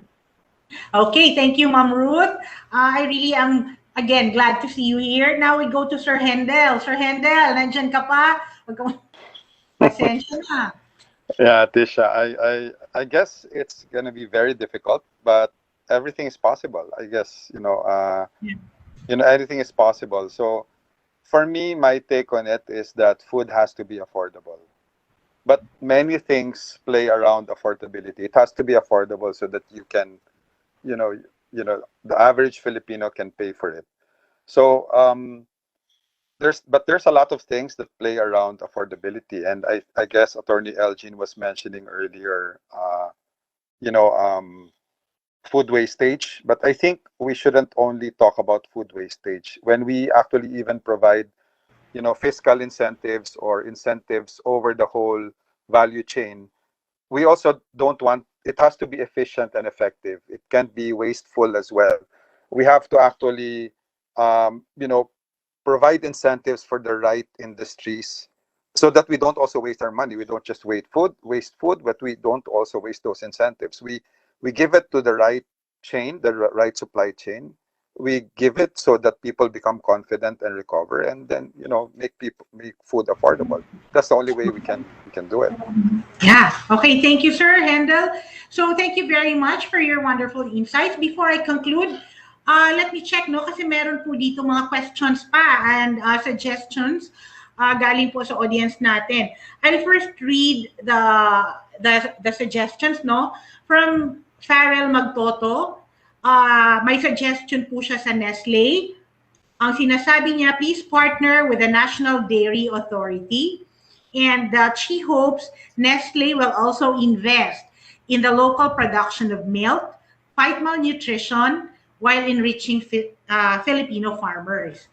Another one of our audience, si Miss Angela Bautista, she said, Nestle would like to profusely thank, siguro taga Nestle ito, no? Nestle would like to profusely thank the Land Bank of the Philippines for the ASEF loans to coffee farmers, especially those in Bukidnon.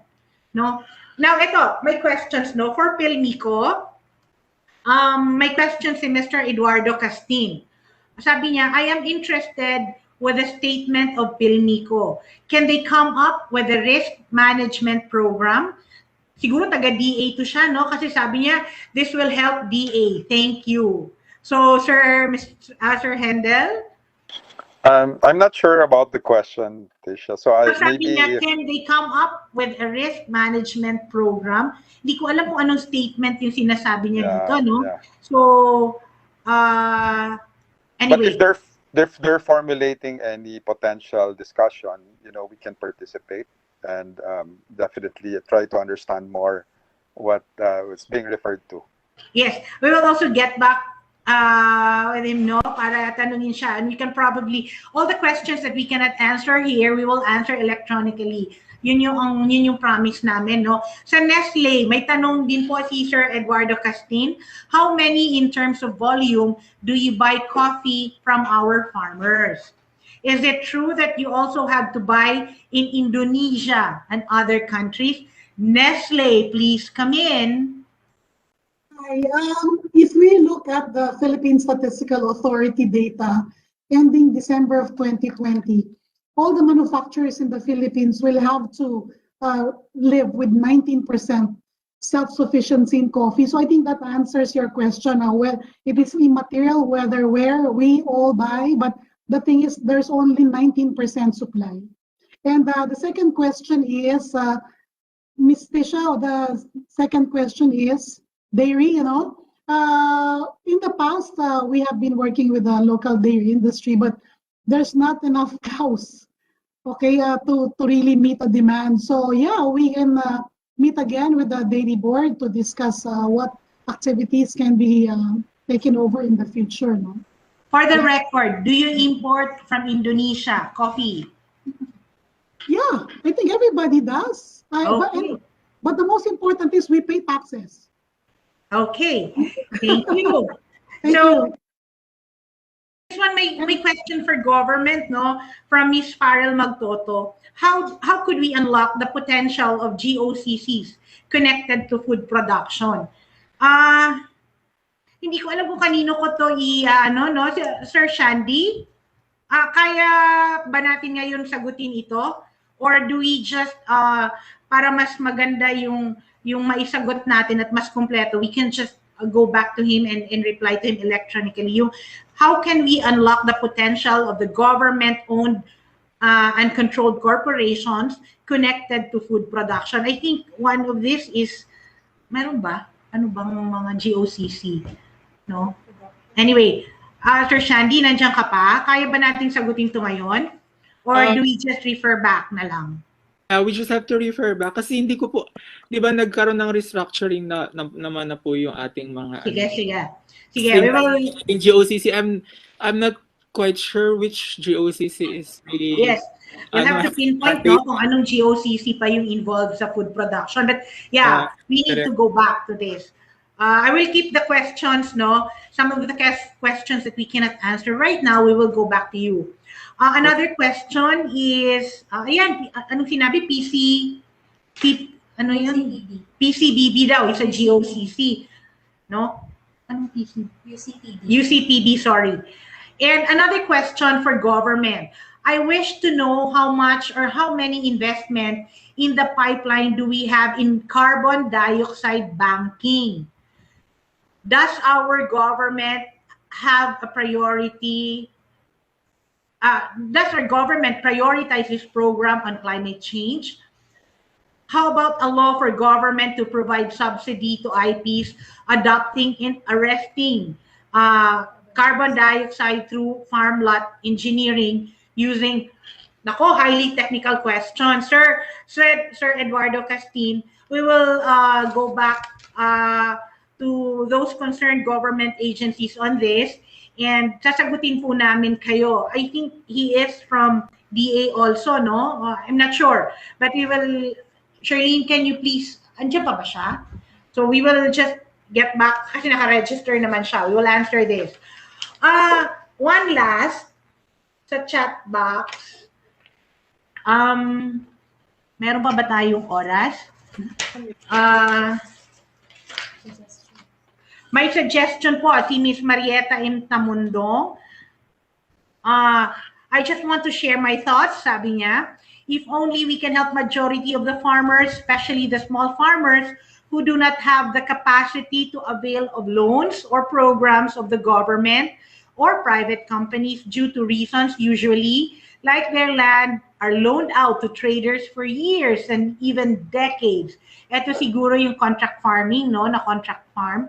Then we can say there would be greater impact for the country as a whole. There is a challenge. Government and private companies only have to think out of the box. So siguro ito, Sir Shandy sa DA and the other government agencies, ang sinasabi lang niya dito, what help can the government extend to these farmers, no, na yung kanilang land are already loaned out to traders for years. Ang experience ko kasi nito, minsan naka-contract farm yung lands nila at hindi naman bumibili na sa kanila kung sino yung nagkontrata sa kanila. So their land are left, they're left with no income, no? Pero hindi din sila makagalaw kasi nakakontrata yung kanilang lupa sa isang kumpanya, no, or isang multinational. So kay Ma'am Nikki Garcia, hello Ma'am Nikki, I hope you're still here from Vitarich, no, si Ma'am Nikki. Ang sabi niya, for feeds and finished product, be it pork or chicken meat, there is a tariff distortion of which corn imported outside ASEAN is higher than the finished product. Hoping for an equal playing field, hoping an equal playing field will be given for private sector part of the local supply chain and importers. Ma'am Nikki, since we are handling the policy on this, pagdating sa trade, our group is doing this. We can probably discuss this with you in another forum, or if you want to reach out or to talk to us, we can talk to you about this and discuss this with you, no? So, lahat po ng wala na ho tayong oras, meron pa ditong gustong mag-share ng kanila. Meron pa ba tayo? Ma'am, andito pa po ba si Ma'am Virginia? Ito, bibigyan ko si Ma'am Virginia ng kahit mga 3 minutes, no? Ma'am Virginia, the President of Philippine Mango Industry Foundation and RAFC Sectoral Chair of Region 7 based in Cebu, may sinasabi po siyang important investment na i-represent, no? Ma'am Virginia, nandyan pa po kayo. Mga 3 minutes lang ho, ma'am, and then we will wrap up na po, no? Kasi magti-12 na. Yung Webex ay gagamitin na po sa ibang meeting. So, yun po, 3 minutes lang po. Thank you, ma'am. Okay. Again, please. Okay po. Good morning ho sa lahat. Bali, meron lang po tayong itatanong sa sarili natin. Baka hindi natin alam or hindi alam ng mga karamihan ng mga taga-gobyerno, lalo na sa DA, na DA were closely cooperating with each other. Yung lahat pong nabibigay ng mga cold storages, at saka may binanggit po si Sir Cruz ng DAR na meron daw cold storage sa onions at bakit meron pa tayong mga importation ng onions. Meron din akong i-share na yung sa Vietnam in 2010, ang export nila ng fruits and vegetables is only 192 million. Pagdating po ng 2015, when they started using the appropriate technology on IQF, this is the individual quick freezing technology by Octofrost, kasi marami po ang technology dyan sa IQF, their exports shoot up to 1.8 billion. The following year, 2.2 billion. The following year, in 2018, 3.5 billion, and so forth. And lastly, last year, even with the pandemic, they were still able to export 3.26 billion. And meron lang po akong i-share, kasi nag-i-import din tayo ng mga frozen jackfruit. In 2016, yung para lang po sa turon ng SM, 8 million US dollars po yan. So, bakit tayo nag-i-import? In fact, meron po akong mga sa mga inquiries from the yung sa mga pizza players dun sa of course we have that private company na nag-i-import. Even avocado, na-freeze po yan. Even yung mga tomato or onion rings, bell pepper rings, and pati nga po yung lahat na, in fact, lately, nakakabili po ako ng mga imported potato. Ma'am, 3 minutes lang, mama. Kasi isa na lang po ito. Lahat ito hindi nagagamit ng ating mga farmers, ang mga cold storages. Sana kung mayroon, nag 3 minutes ka na po, mayroon pa sigurong another 1 minute, makakatiis naman po siguro yung ating mga participants dahil napaka-importante po nito. Kasi alam din siguro ito ng mga integrators na iba, kasi sa bagay, nagba-blast freezing po sila. Itong IQF, individual quick freezing, we are, in fact, meron na kaming dito, proposal. Kasi we are using this, we will be using this for the export of diced mangoes, not only mangoes, at multi-commodity po ito. And then, kailangan po kasi, takot na nga ako dyan sa plant na ambisyon natin na magtatanim na pagkatapos pag-harvest wala naman, no? With this, in fact, ito na lang yung sasabihin ko at ma-imagine din ninyo. Yung kale o kaya yung mga pak choy o yung pichay, napu-frozen po yan. Ha? Napu-frozen po yan, dinedi-water. Now, important din yung sa PCA, yung sa coconut, wala tayong export ng high value sana ng yung coconut meat.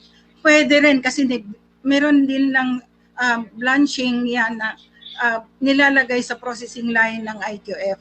So, ang ano kasi dyan, bago mo yan ilagay sa cold storage na minus 18, kailangan i-quick freeze siya ng minus 40.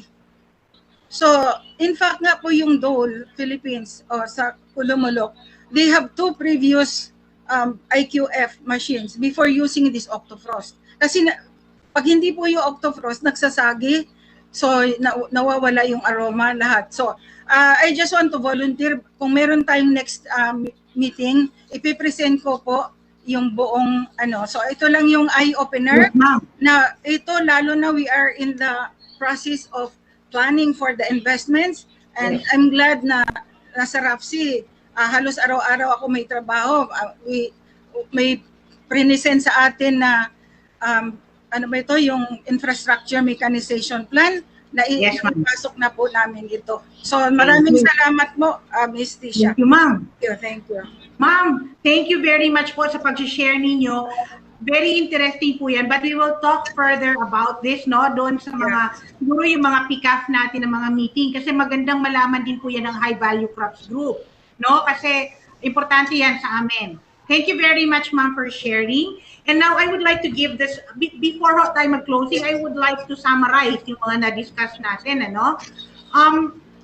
Number 1, investment in agriculture and food systems are necessary for food and nutrition security, meaning lahat ho ng investment, technology, incentive, credit support, lahat ho yan importante. Number 2 point, it's very important to increase the confidence level in investing in agriculture, particularly with the passing of the CREATE law, no?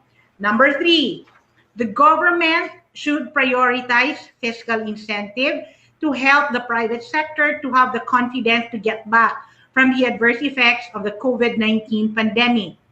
Number 4, it is only fair that the government provides a fair, transparent, and consistent enabling environment for investment. No? Yan ho ang hinihingi ng private sector. Number 5 point, it is possible to achieve zero hunger by 2030, but this will need extreme political will because this period will practically cover 2 administrations which may not necessarily have the same political visions. No? Number 6, the efforts of the government should be clearly targeted and focused in order to achieve the SDGs by 2030. For example, a World Bank report recently discussed why so many Filipino children are stunted. Government interventions should be targeted there. And number 7, this means we should take this whole country approach very seriously and beyond this administration with the active participation of non-government stakeholders in eradicating hunger, achieving food security, and improved nutrition, and promoting sustainable and responsible agriculture. Yan po yung natatandaan kong mga point na sinamarize namin dito. And before we part ways, no, I would like to call on my boss para mag-closing remarks po. I would like to call on the Assistant Secretary for Policy and the Director for the Policy Research Service, the concurrent Director, Mr. Noel Padre po for the closing remarks. Sir Noel, kanina pa siya. Salamat, Tisha. Sir. Thank you. First of all, I'd like to thank all of you for taking time out from your busy schedules to take part in this preparatory activity for the UN Food Systems Summit 2021. I am pleased to have had this dialogue with you today. And on behalf of the Department of Agriculture, I'd like to express my sincerest gratitude to the resource persons who shared their expertise and experiences this morning. Ms. Arlene Tan Bantoto and Ms. Ruth Navales of Nestle Philippines, Mr. Hendel Cabral of Pilmico Foods, Attorney Ellie Jean Portosa of the BOI, Mr. Lutgardo Luzano of Land Bank, Mr. Baltasar Cruz of DAR, and of course, Shanti, our own Shanti Obilia of this department. And I'd like also to thank the participants who actively participated, both from the private sector and government through the chat box, and to the organizing committee who worked tirelessly to plan this activity, specific mentioned by Mr. Noel De Luna, Ms. Tisha and her team, IAD, ICTS, and all those units that pitched in to mount this dialogue. As Ms. Tisha informed earlier, this dialogue was conducted to gather inputs for the UNFSS in the area of, among others, improved access to investments and finance, and addressing food systems transformation. I thought the discussion this morning has been very rich and productive, and the inputs gathered will enable us to chart the way forward as we shape the national pathways to sustainable food systems. It's been a long morning, so I will not keep you any longer. And I am pleased that we have successfully completed this initial step and look forward to continuing this work with you again in the future. Maraming salamat po. Good morning. Thank you, Sir Noel, and thank you, everyone. I really would like to extend my my gratitude to Nestle and to Pelmico, Sir Hendel and Ma'am Ruth and Ma'am Arlene, and to my colleagues in government from from the DAR, si Sir Baltasar, si Sir Edgardo Lozano, si Sir Shandy na napaka-short notice pero pumayag, and of course si Attorney Elge na may sakit ho ngayon but she agreed to join us here. I would also like to extend my gratitude to former Agricultural Councilor Noel De Luna, without whom hindi natin po ito maaayos ng ganito. Si Sir Noel ho ang tumulong sa amin para yung undertaking na ito. And also ICTS, maraming salamat. And paano to, Catherine?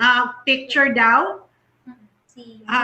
Si ICTS, please, yung mga panelists, pakibukas po ng inyong video. So, and for posterity, para na rin baka mag-press release mamaya, no? So, please open your video. So, sino mag-ano? Ang mag 1, 2, 3. ICTS? Hello, ICTS? ICTS. Okay. Can you count? Okay, I'll count na lang. Sir Noel De Luna, naka-on ang video mo? Okay. Na-picture na? Okay. Ready? Okay, ready? 1, 2, 3. One more. Okay, one more. Ready? 1, 2, 3, go. Okay, thank you very much, everyone. And it's been a pleasure talking and discussing investments with you, no? Responsible agricultural investment. Maybe we'll see each other again after the pandemic, yung face-to-face na. But meantime, baka magkita tayo sa ibang fora. So thank you very much, everyone. And there ends our discussions on responsible agricultural investment. On behalf of the Department of Agriculture, thank you very much, everybody. Thank Bye. you.